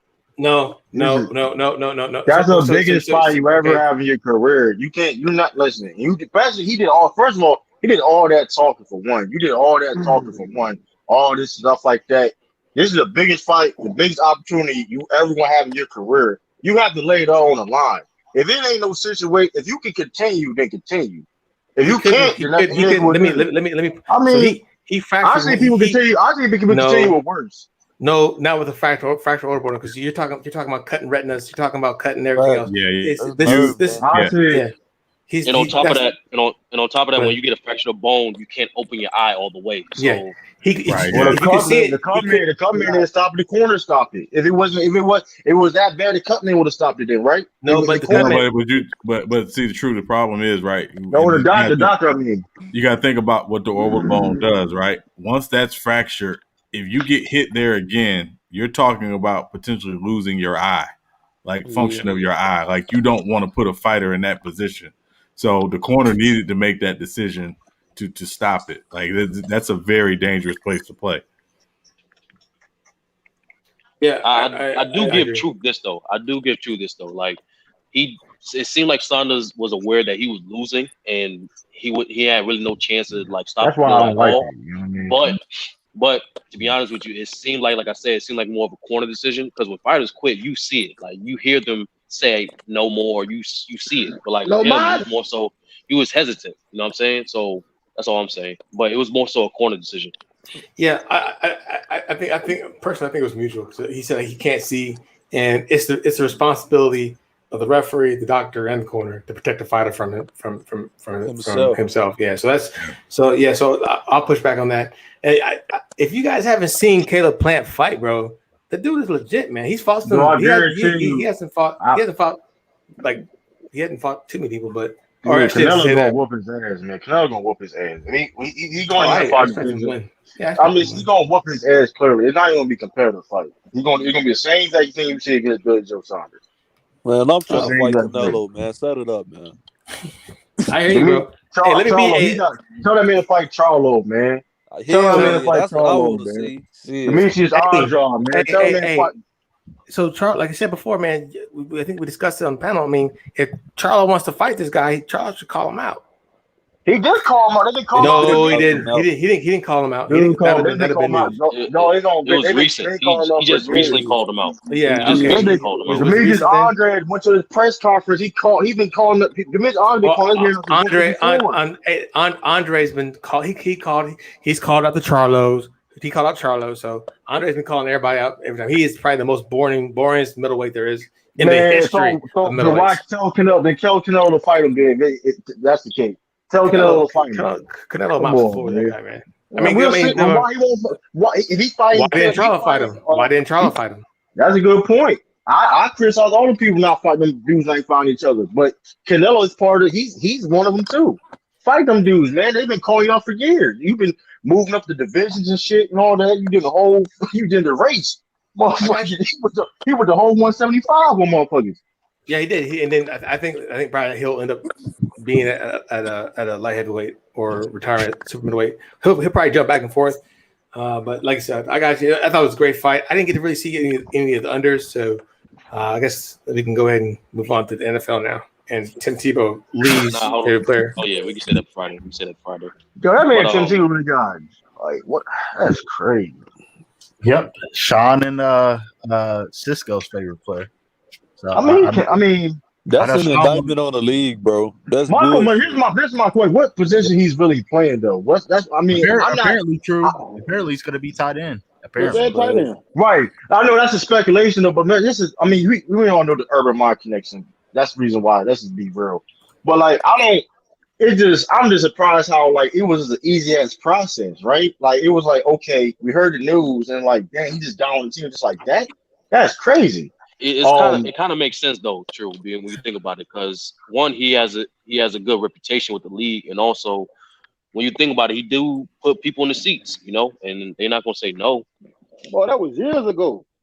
I mean, here's the thing, though. I'm not. But he's still putting people in the seats. He's still but him playing tight end, but he never played tight end at the college level. But he's been minding his age. It's a lot of things. It's like I don't listen. I can. It worked for your boy Edelman. It worked for your boy Edelman. But Joe Edelman was young as hell. And he was a transition into the. But like, I don't know. Listen, I'm not questioning his like. Listen, he made the NFL. Tebow? He'll be 30. He'll be 34 at the start of the season. Man, let's be real. This is ridiculous. This shit is an indictment on the NFL, bro. It is. I mean, he got. But here's the thing, though. Here's the thing. He still got to make. But here's the thing, though. Hold up, though. Here's the thing. He still got to make that 53-man roster, though. He still has to make that 53-man roster. So it's not. We'll see. You know what I mean? He shouldn't even got no opportunity, though, bro. That's bullshit. I mean, here's the thing. Like the thing is. That we can't, something we can't take away from him. He did make the NFL for a reason. Not forgetting, he was a horrible QB, whatever case may his skill set, but he can play football at a high level. You know what I mean? So at the NFL level. So but here's the problem. 8 years? Here's the problem. That's what I'm saying. That's the other thing. Like here's the problem, True. Did he really play football at a high level in the NFL? I mean, he made it. Look, I mean, you started QB in the playoff game. I understand you saying he can't play the quarterback position, but the problem is why are you starting this transition so late in your career and you could have been done. That's my problem also with it. Like you could have been in this transition when you were younger, and you could have when you had the opportunity to do it. You know what I mean? Right. Yeah. I mean, he's going through a midlife crisis. I mean, a lot of it's baseball. Yeah, it's one of these things where it's like, listen, I'm going to use my name to get every opportunity I possibly can. So first of all, I've never said he was a great analyst, college football analyst. He's a decent college football analyst on ESPN. Why are you not sticking with that? That's a 30 or 40-year career.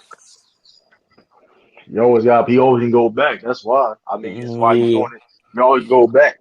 You always gonna miss the sport that you used to play, but it's like I don't understand how this man got the opportunity. The nigga never played tight end in college or the league. high school, none of that And shit. you So and it's you like, 8 years How did removed. he 8 years removed. did It the was did like, the NFL test him out, or like did they give him any physical requirements? Like what did they? I mean, What he hurt? he had to. He had to get a contract. Well, I mean, so Jacksonville brought him in for a tryout last week, and I guess the trial went well, and they feel like That he's nigga, got some potential. Urban Meyer. Now you sit down, see when the trial was just like, hey, what's up, man? Yeah. Hey, I ain't seen you in a minute. I'm gonna be real with you. I'm not I'm not. no workout clothes on. So I was like, what's up, man? What's that? Yeah, been how the Yeah. kids, man? He was good. You know what I mean? And I'm gonna be real with you, right? I'm not a big fan of college coaches transitioning to the NFL because of this kind of garbage right here. yeah, Right? it's not professional, bro. This shit is just straight nepotism. Yeah, it's with college football, you can build your roster as big as you want for as many scholarships as you have. In the NFL, you get 53 and you dress, 45, or I think it's maybe a little bit more this coming season because of the expanded schedule. But it's not like you get to dress 90 guys on, in the NFL. Like you only get a limited number of spots. Yeah, now if he makes a roster, I have a big problem he makes that roster. Yeah, I have a big problem he makes that roster. Yeah, and again, if he makes the roster, I'm going to say it's mostly because they're trying to sell tickets in Jacksonville. He's from the Jacksonville area, and that's why they're trying to, generate some buzz. It's big ass though, because they don't need to. Because you have the number one pick in the draft, Trevor Lawrence. That's future box office star. What they've been promoting. So that's BS, man. You already got people. Yeah. The people that going to go there is going to go there. Especially how Florida's open up right now. It's shit gonna be packed down there in Jacksonville, man. So they don't need no Tim Tebow for that, man. Like if I expect Tim Tebow to be like having a coaching position or something like that, then I'll be like, okay, I'll be what's up. You know what I mean? He or something, you know what I mean? But I don't know, man. You coming in just to taking somebody's spot for no reason, man. Like, come on, tired. You could have been did it. He was on specific teams where he could have done that, but he was so stuck in his way trying to be a quarterback. Now I'm a quarterback. No, you're not. On the Patriots. Exactly. Yeah. The Patriots. Bill Belichick, Bill, you know how Bill, he probably was like, Bill was like, listen, man, you a tight end. Listen. Bill told Tebow, listen, man, I'm gonna keep real with you. You will never play quarterback for this franchise ever in your life. Your only opportunity is you put yourself on Madden. Listen, you're gonna be on this team. You're gonna play special teams. You may see a couple snaps. They tried, but the Jets tried him as an H-back, and it didn't work. Exactly. Come on, man. Not to forget that the Eagles as well. Yeah, the He Eagles. didn't want to do it. He didn't want to do it. He just do it. He ain't that dude. And again, I always said to me, he's the most overrated college football player ever. I hate the narrative around him. Because they was talking about him on SportsCenter today, how he won the national championship in 2006. I was like, first of all, he wasn't the starting quarterback in 2006 at Ford. It was Chris Lee. It was Chris Lee. So quit the cap. Yeah, he reached for that roster, shit. That roster they had, what? Come on now, what the man? fuck? But it's like, they give Tebow all the credit. They don't even give Chris Lee the credit for that, which is one reason why I hate the Gators to this day. Always have, always will. F them. Hey, that roster is one of the greatest. You gonna walk out 30 for 30 though. Yeah. That's gonna be a crazy 30 for 30, man. Cam Newton was a backup. The penalty and spikes. Hey, Shaw, you can't talk about the Gators like that. You can't talk about the Gators like that. You know they're better than you in their heyday. No, they're not. Hey, yo, that's hey, you was right next to Sean. That's a fade. We gotta go to the back door real quick, man. Yeah. No, they're not. I at least respect Miami. I have no respect for the Gators. My cousin played for the Gators. I have no respect. You have no respect for the Gators. My cousin, I hope they lose every game. I hope they lose every game. Listen, my son could have gone to University of Florida and played for them, and I'd have been like, "Nah, I ain't wearing that. You good?" They shot. How come you have no respect for the game? He put whole Florida. He put your whole son name on the Florida State jersey going to the game. Yeah. Racist campus, racist school. I can't mess with them. You said racist campus, racist school? Racist school. All of it. Historically, yeah. I heard. Yeah, I definitely heard about that shit now. That's why I don't understand why niggas be going to Alabama like that shit. Sweet. Yeah. So, yeah. The state on business is only so they could get the highest draft stock as possible. I Yeah, give of it. course. I agree Yeah. with it. That's the only reason why No, they do yeah, it. that motherfucker Nick Saban ought to fucking recruit. That's It's the the thing. principle of And that they shit. all get drafted high. Yeah, I mean, yeah. I really don't understand why niggas go to Ole Miss. Like this shit literally got a slave name, bro. Or Kentucky for basketball. They got Adolph Rupp Arena. Them motherfuckers racist as hell. Yeah, no. Yeah. Or any school down south. Yeah, Any but I'm school telling you, down south, yes. So wait, I'm gonna push back on that because again, I think if you go to HBCU is different. But yeah, you always go to HBCU. and I think what you're gonna see is not gonna happen immediately. It's gonna take some time, but what you're gonna see, hopefully, is more top level high school athletes deciding to go to HBCUs. And building their brand and building their they're getting ready for the next level there. That's why Deion and Eddie George got to have success. Mm-hmm. You know, one of the reasons why that because it's social media, man. Because they like, listen, they know that I'm good and nice. They following my time. They everything I do, they're gonna post up what I do, no matter where I go at, win, lose or draw. Yeah, you know what I mean. I'm gonna be that guy. You know what I mean, man.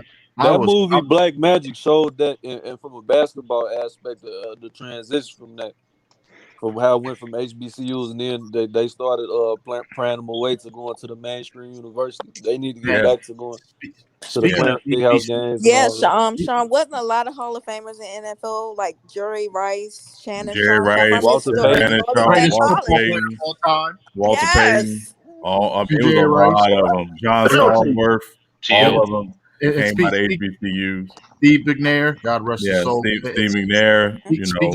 Speaking of HBCUs, there were so many talented HBCU players who were undrafted who then got picked up as free agents. Deion Sanders. Yeah, that one dude. Yeah, Deion Sanders speaks on that. That one dude. What's that one dude that tried to call him out? The one dude was trying to call him out. I forgot his name. He was like, it was the one dude. He was like, yeah, man. Because Deion Sanders just reached out, whatever. He turned it down. Like, I don't know. It was some weird shit. I don't know, man. Crab in the bucket mentality. I forgot the dude's name. Yeah. Hey, saw a report earlier on CBSSports.com that the Broncos are going to make a push for Aaron Rodgers.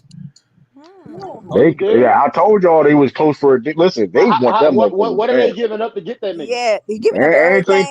Listen, anything they want. That's basically. Basically. Hey, listen. The wide receivers. John Elway, but listen, you can ask me. I want Jared Judy. I want Von Miller.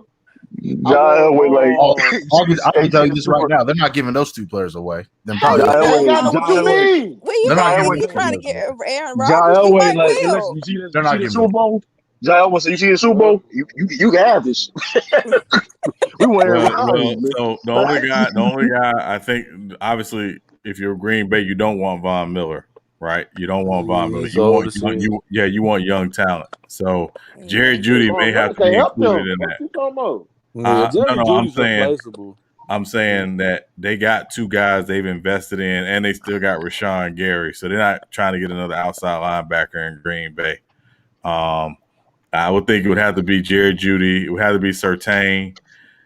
Probably two future first round picks. And I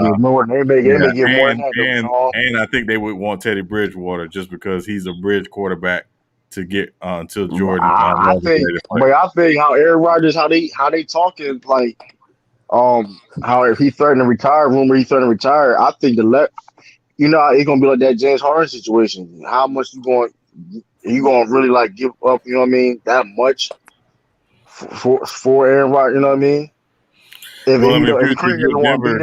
If you're Denver, you it don't even matter. You do whatever it takes. It doesn't even matter. You give them whatever they ask for. I wish one team would pull off that trade. They're not doing it, Lee. Yes, it's not gonna happen. Chill out. Baker Mayfield probably gonna be a future Hall of Fame quarterback. It's still gonna be I'm really like I'm good. I said maybe. The nigga's not gonna be no Hall of Fame. I said maybe. Hold on, that man. Like, hold on.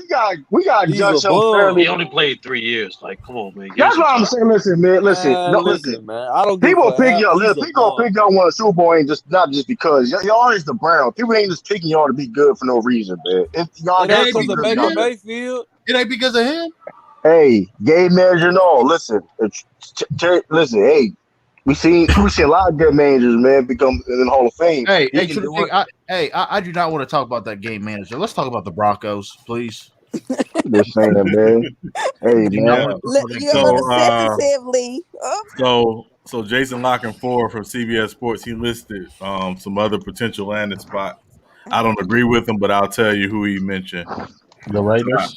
Outside of Denver, he mentioned Carolina. I don't like The Saints. Oh, Jim. Raiders. look at Anti. Look at him. Look at The Anti. Raiders. He quit the shit. He quit the shit because he Exactly. on James It ain't gonna happen, Anti. And the Shut up. Eagles. Hey, Tiffany. The Eagles. No. Why would he want to go there? No. No. So here's the thing. So if I'm stepping out on a limb, he wants to go to the West Coast. So Okay. it's gonna be Denver or it's gonna be Vegas. Any team on the East Coast is out of it. So they're gonna give away Derek Carr. Nobody want him. I'd do that right now. Nah, Derek Carr, hold on. Derek Carr not bad. Derek Carr not bad. Bad, but he's not bad. Derek Carr good, man. He's solid, man. He's solid. He's not good. He's all right. They need to get rid of the other problem. They just won't. But they need to get rid of Exactly. the other problem. I would listen. I know what to tell you too. Raiders a wild card. Hey, that coach won your Buccaneers at the time of Super Bowl. Yeah, we're not doing that. John Gordon getting paid more than players. John Gordon getting paid more than players. Banana face ass. John Gordon getting paid more than all pro players, man. That fucking ball off. Man, nigga got a 10-year deal. That shit is Exactly. crazy. He ain't going nowhere, so it has to be stealing Derek Carr. money, man. Man, the That motherfucker NFL, bro. That's stealing why I don't really watch that shit like that, bro. That shit is bull. The NFL. That motherfucker John Gruden. The problem with John Gruden, he's trying to be the star, man. He's still The dumb good ass old sucking boys, coach. man. Get your ass out there and coach, man. Do your job. Hey, wait, He can't do that. He ain't a good coach. I'm telling you, True, he's not a good coach. He never was. Stay on business. What you think? He says a good old boys league. Man, that's the NFL, the good old boys league, man. Hey, Sean, you said he's not that good of a coach. He's not a good coach. We got Urban Meyer giving Tim. We got Urban Meyer. We got John Gordon getting $100 million contract. Urban Meyer getting Tim Tebow a job out of 8 years. This shit is crazy, man. This shit is ridiculous, man. Yeah, but Kaepernick can't get it. But Kaepernick can't get it in the league. Back in the league. That's why I'm ticked off. We know why. Yeah, we know why. We know why. Go on, tell him why then. Can't even get a phone call. Huh? Shit, I guarantee you, he making more money. He making more money than Tebow, though. Tim Tebow been out of the league longer than Kaepernick, but everybody says, well, Cap's been out of the league too long. That is kind of crazy. That's sad. We ain't gotta talk about it, y'all.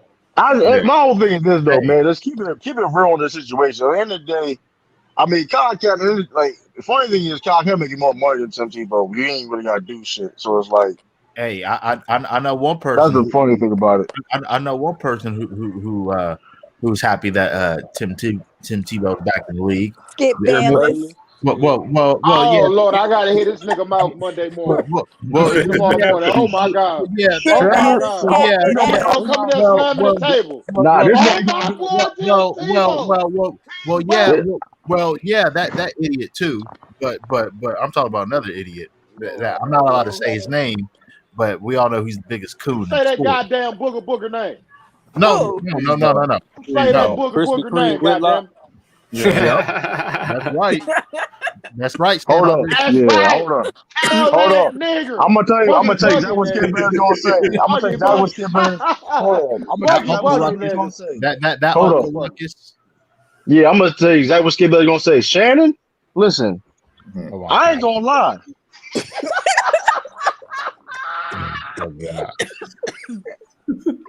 I think he can do. I think he can give you. I think he'll give you the same production at tight end like you get on the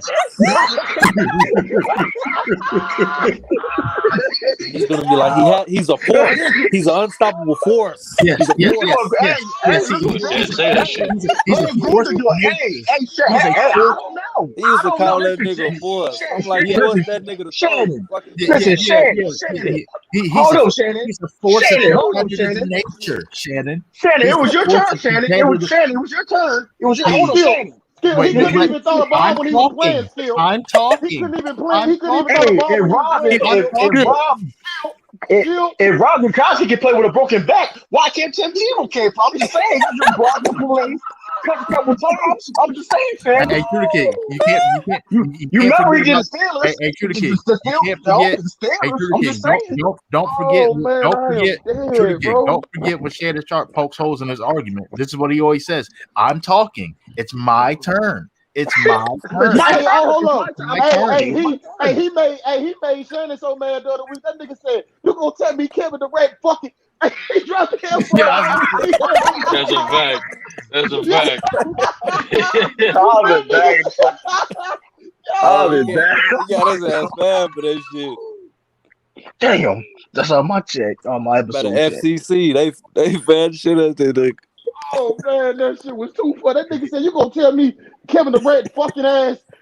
Skip gonna do it. Yo, Skip gonna do all. Man, listen, he gonna be the biggest. Listen, hey, bro. he gonna be top 5 jersey sales. I'm trying to tell you. Listen, top 5 jersey sales. He's a force of nature. Tim I ain't Tebow. gonna hold you. I ain't gonna hold you. I'm going to listen. We're gonna play on the Giant Mountain Dew on this.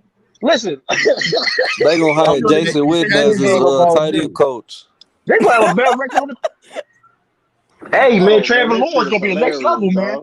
You got a leader in Tim Tebow. They may make the playoffs. I'm just saying. Don't he look like the nigga that played the Hobgoblin in Spider-Man? On my trip. Yeah. He definitely do. Hey, Warriors beating the Jazz right now. Yeah, I see. Hey, I still every time I hear Skip Bayless, I still think about when Jalen Rose ethered him. That will never escape. Also, so all that shit you talking, nigga, water pistol Pete. Richard Sherman did him worse than Jalen Rose. Yeah, Richard Sherman. Did y'all see the interview? Did y'all see you talking, nigga, water pistol Pete? Did you guys see the interview Jalen Rose did with I hate patronizing this guy's channel, but Vlad TV. Did you hear what Jalen Rose finally addressed it? So he hurt Skip Bayless's feelings so bad he bought him a bottle of champagne. I wish I might. Hey man, Jalen Rose had I wonder how his wife feel about what happened on TV the other day. That nigga broke down and started crying on Mother's Day, and old girl was just consoling that nigga. She was right there holding that nigga, caressing that nigga scalp. Nigga, I was like, Molly, you better go get your man. Man, she know he got hoes, man. She ain't tripping. You better go get your man, she Molly. Know her place. Hey, Sean, that should have been your wife. Who's that? Oh shit! Molly. Hey, no, Lee, we're not. Hey, we're absolutely not doing that. You know, I can't stand that shit. That's why nobody watches First Take is because of her ass. She's so annoying. She's annoying. I ain't gonna lie, she do get on my. Like, she ain't like Jenny Tav. She ain't like Jenny Tav. Or Carrie Tav don't say shit. Anti, we all know Jenny Tav why. Don't be saying shit. Anti, we all know why you like Jenny Taft. Now why? Hold on, why? Oh, I ain't gonna say it. I ain't gonna say it. I don't even like white girls like that. You got me fucked up, cuz. You got me fucked up, cuz. I don't even like white girls like that, dog. You as Hitman, you got it. You got it. Yeah, I know. I don't even like white girls like that, dog. You got it. But what do you call it, Sean? Hey, Sean, I thought you were gonna, propose to her years back. I love my beautiful black women. Never. Hey, y'all can't be disrespecting Molly. She's quiet, nice, and sweet. Yeah, you done bumped out. Quiet, don't even go on the same. Her problem is, go on the can I same say thing something? with Her her problem is she's a feminist. I don't like feminist women. She's talking. Yes. Here's the thing, Tiffany. I got a chick you need to talk to. Her name Annalisa. No, her name Falsetto Jones, nigga. Nah, I got a chick you need to talk to. Her name Annalisa. Oh, I know who that is. I know that ticket TV show. I know all about that. Don't think so. Her name ain't Anna. It's Falsetto Jones, bro. Hey, here's the thing, Tiffany. You could be a feminist. You just can't. Don't be anti-dude to the point where you say stuff that goes against guys. Because it's like every time Molly opens her mouth about somebody that she don't particularly care for, is usually to either a black dude who has been accused of something but has never been charged with anything or whatever. They apologize. They ain't apologize. Hey, hold on. Hey, hold on. So Jalen, stop jacking Speaking her about ass. that, hey, why we haven't heard anything else about Deshaun Watson, man? Like that case just went cold. Well, it's because I think they're trying to settle him. Yeah, they're settling. So it was a settle and then a possible trade. So I'll look out for all the chicks. Yeah, it was, so when they filed that suit, it was basically like a class action suit.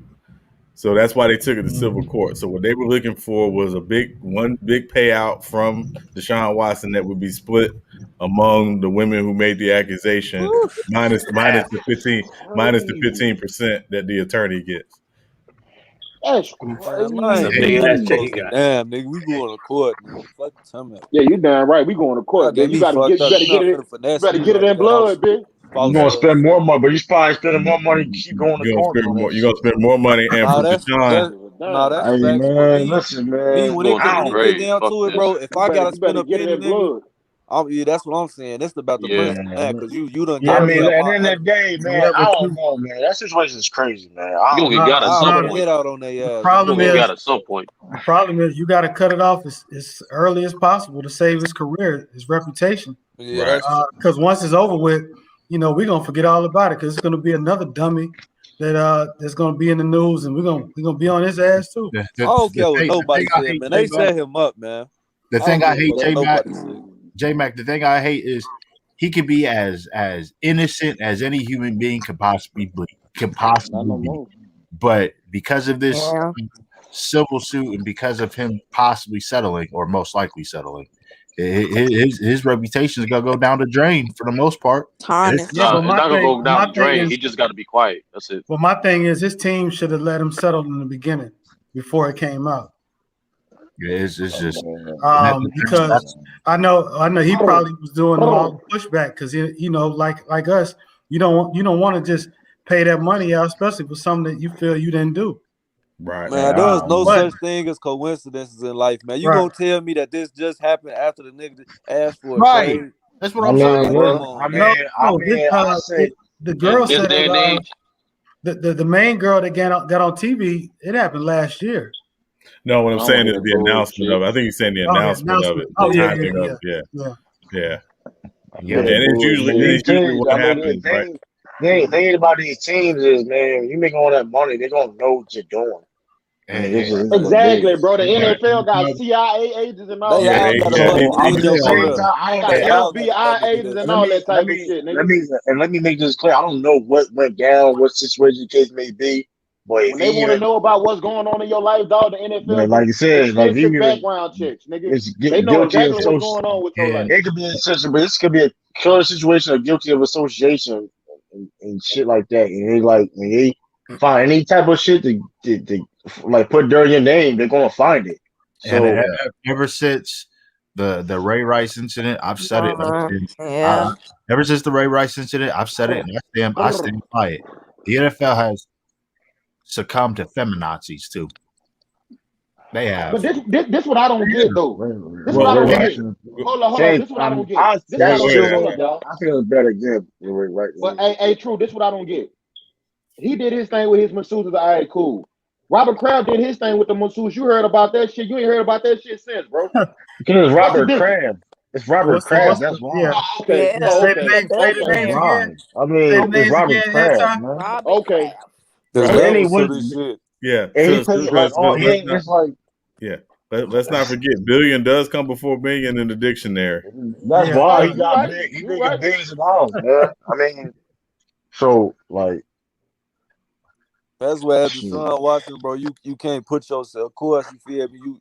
You they doing what they do, but you can't put yourself in that situation. Yeah, you don't. Shit like that happen. Yeah, you don't get to play by the same rules. That's just the way it is. It never has been that way. But we all know, bro. All them chicks are Instagram models, dog. Yeah, you ain't no masseuse, but guilty by association, man. I don't know what happened. Whatever case may be, what happened. I know what he did. He hit the bitches up. Hey, give me a massage, and I want to fuck you at the same time after you finish. Hey, man. And I ain't gonna call you after the fact. Hey, listen, and he responsible for that. And yes, that's the thing. Yes, And I don't know if it's that's your true. decisions you make, And anti. I We don't gotta know, hold like him you said, and I Oh, don't accountable know you for ain't what that. gotta I tell don't know me. what You ain't went gotta tell down, me because if but that was that was me, you I would got have NDAs the minute you come into my shit. You That's heard a me? fact. Sign You your signing name right here. everything. Yeah, he Sign. should That's have You a fact. sign did some that. shit the minute you come into Consenting, my shit. all that shit. You Yeah. giving me your cell phone, all that shit. Nah, That's love. what. Hey, I ain't, That's don't bring none of that. You Yeah, but sign this. here's Hey, the go problem, on, right? sign and get the fuck out. Here's the problem, though. Here's the problem, right? So you can have NDAs and you can have consents and all this other stuff signed, but at the moment that woman feels like it crossed the line from she's doing something she's consenting to not. None of that doesn't stuff matter. matters. Doesn't matter, man. And Yeah. I would have And it's wrote her everything word you I'm want. against recording that yours. shit. I'm recording audio and video. Yep. I mean, that's just kind of doing too much Yeah. at that point. I ain't gonna Right. hold I you. mean, Man, I'm a millionaire. I'm a what millionaire. I don't give a fuck how did much money the I tweet? make you do. What did I the know. tweet say in Four Brothers? You don't pay her you don't pay her you pay her to leave. We know this. We know this. Shit, I would have paid to put a hit on her ass. Fuck all that shit. Oh my That's a fact. That's a fact. Shit, she gave me Right. tweaked Yeah, on you the phone. I would bullshit. have got her ass Sterling out did of it. there. Yeah. Sterling did it. Yeah. So You yeah, don't want you to be like Ray Caruth, man. yeah. No, you don't. You don't want Yeah. that, bro. That's not funny. Yeah. That you're is right, funny. Natalie. I didn't say it to be funny, to be honest. No, Yeah. relax. You are right, Natalie. Yeah, Natalie, you are right. let's go ahead and move on, man. Hey, did y'all see DK Metcalf on the track? I think got dusted. He held his Nah, own. but this the Nah, he thing held his though, own for bro. his Check size, dog. bro. He Dude, was he old was though. He he got had 10-3 is he rolling at that bro, size, bro. he had It 40 is. to 50 pounds on all them It was dudes. impressive though. It was impressive though. Nigga look huge against them But dudes, man. it definitely showed a different level though when it comes to like That just nigga, like being.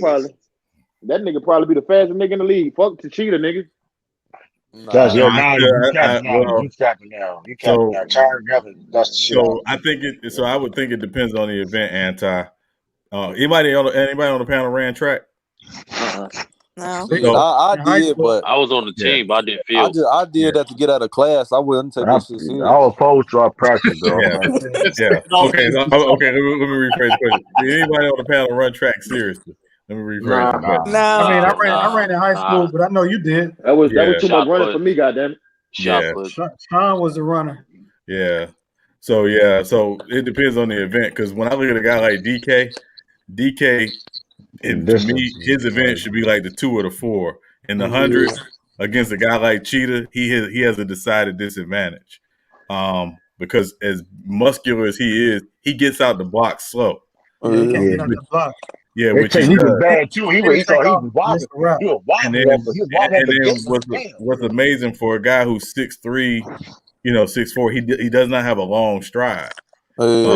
So like where like Usain Bolt, because that's what makes Usain Bolt. Because if you ever watch Usain Bolt is slow out the blocks. The Yeah, first he's 20 always the meters, last. He's always last. it's only those next 60 meters where he literally turns it on in that long stride, and he pulls up usually like 85 meters, which is crazy to say, and still smokes everybody. But he got that long stride and quick turnover. That's what's and then crazy. quick turnover, and that's was crazy. But DK, he did a good job. I mean, to his credit, for someone who doesn't train for that regularly, he did all right. But I would like to see him in the 2 or the 4. I think he has a better chance in an event like that than the 1. That motherfucker stiff as hell. He need to go do some yoga. Hey, I have a question for the panel. It's not concerning sports, and it's not me trolling. I swear. You guys know who Kevin Samuels is? Yeah. That's my dude. Oh yeah. Oh, you about to bring that up, That nigga's feminine, bro. I ain't gonna lie to you. He kind of suspect to me. I ain't gonna lie. He got feminine tendencies. Hey, I ain't calling that man gay, dog. Now we not doing that. I ain't gonna say that, but he got feminine tendencies. We're not doing that. Nobody say that. I'm just saying it's a good chance. Anti, don't listen. Any man that drink water with his pinky up is suspect. Yeah, that's crazy. I'm just saying. That's crazy. Hey, listen. It's a good chance he's playing that tambourine. Is all I'm saying.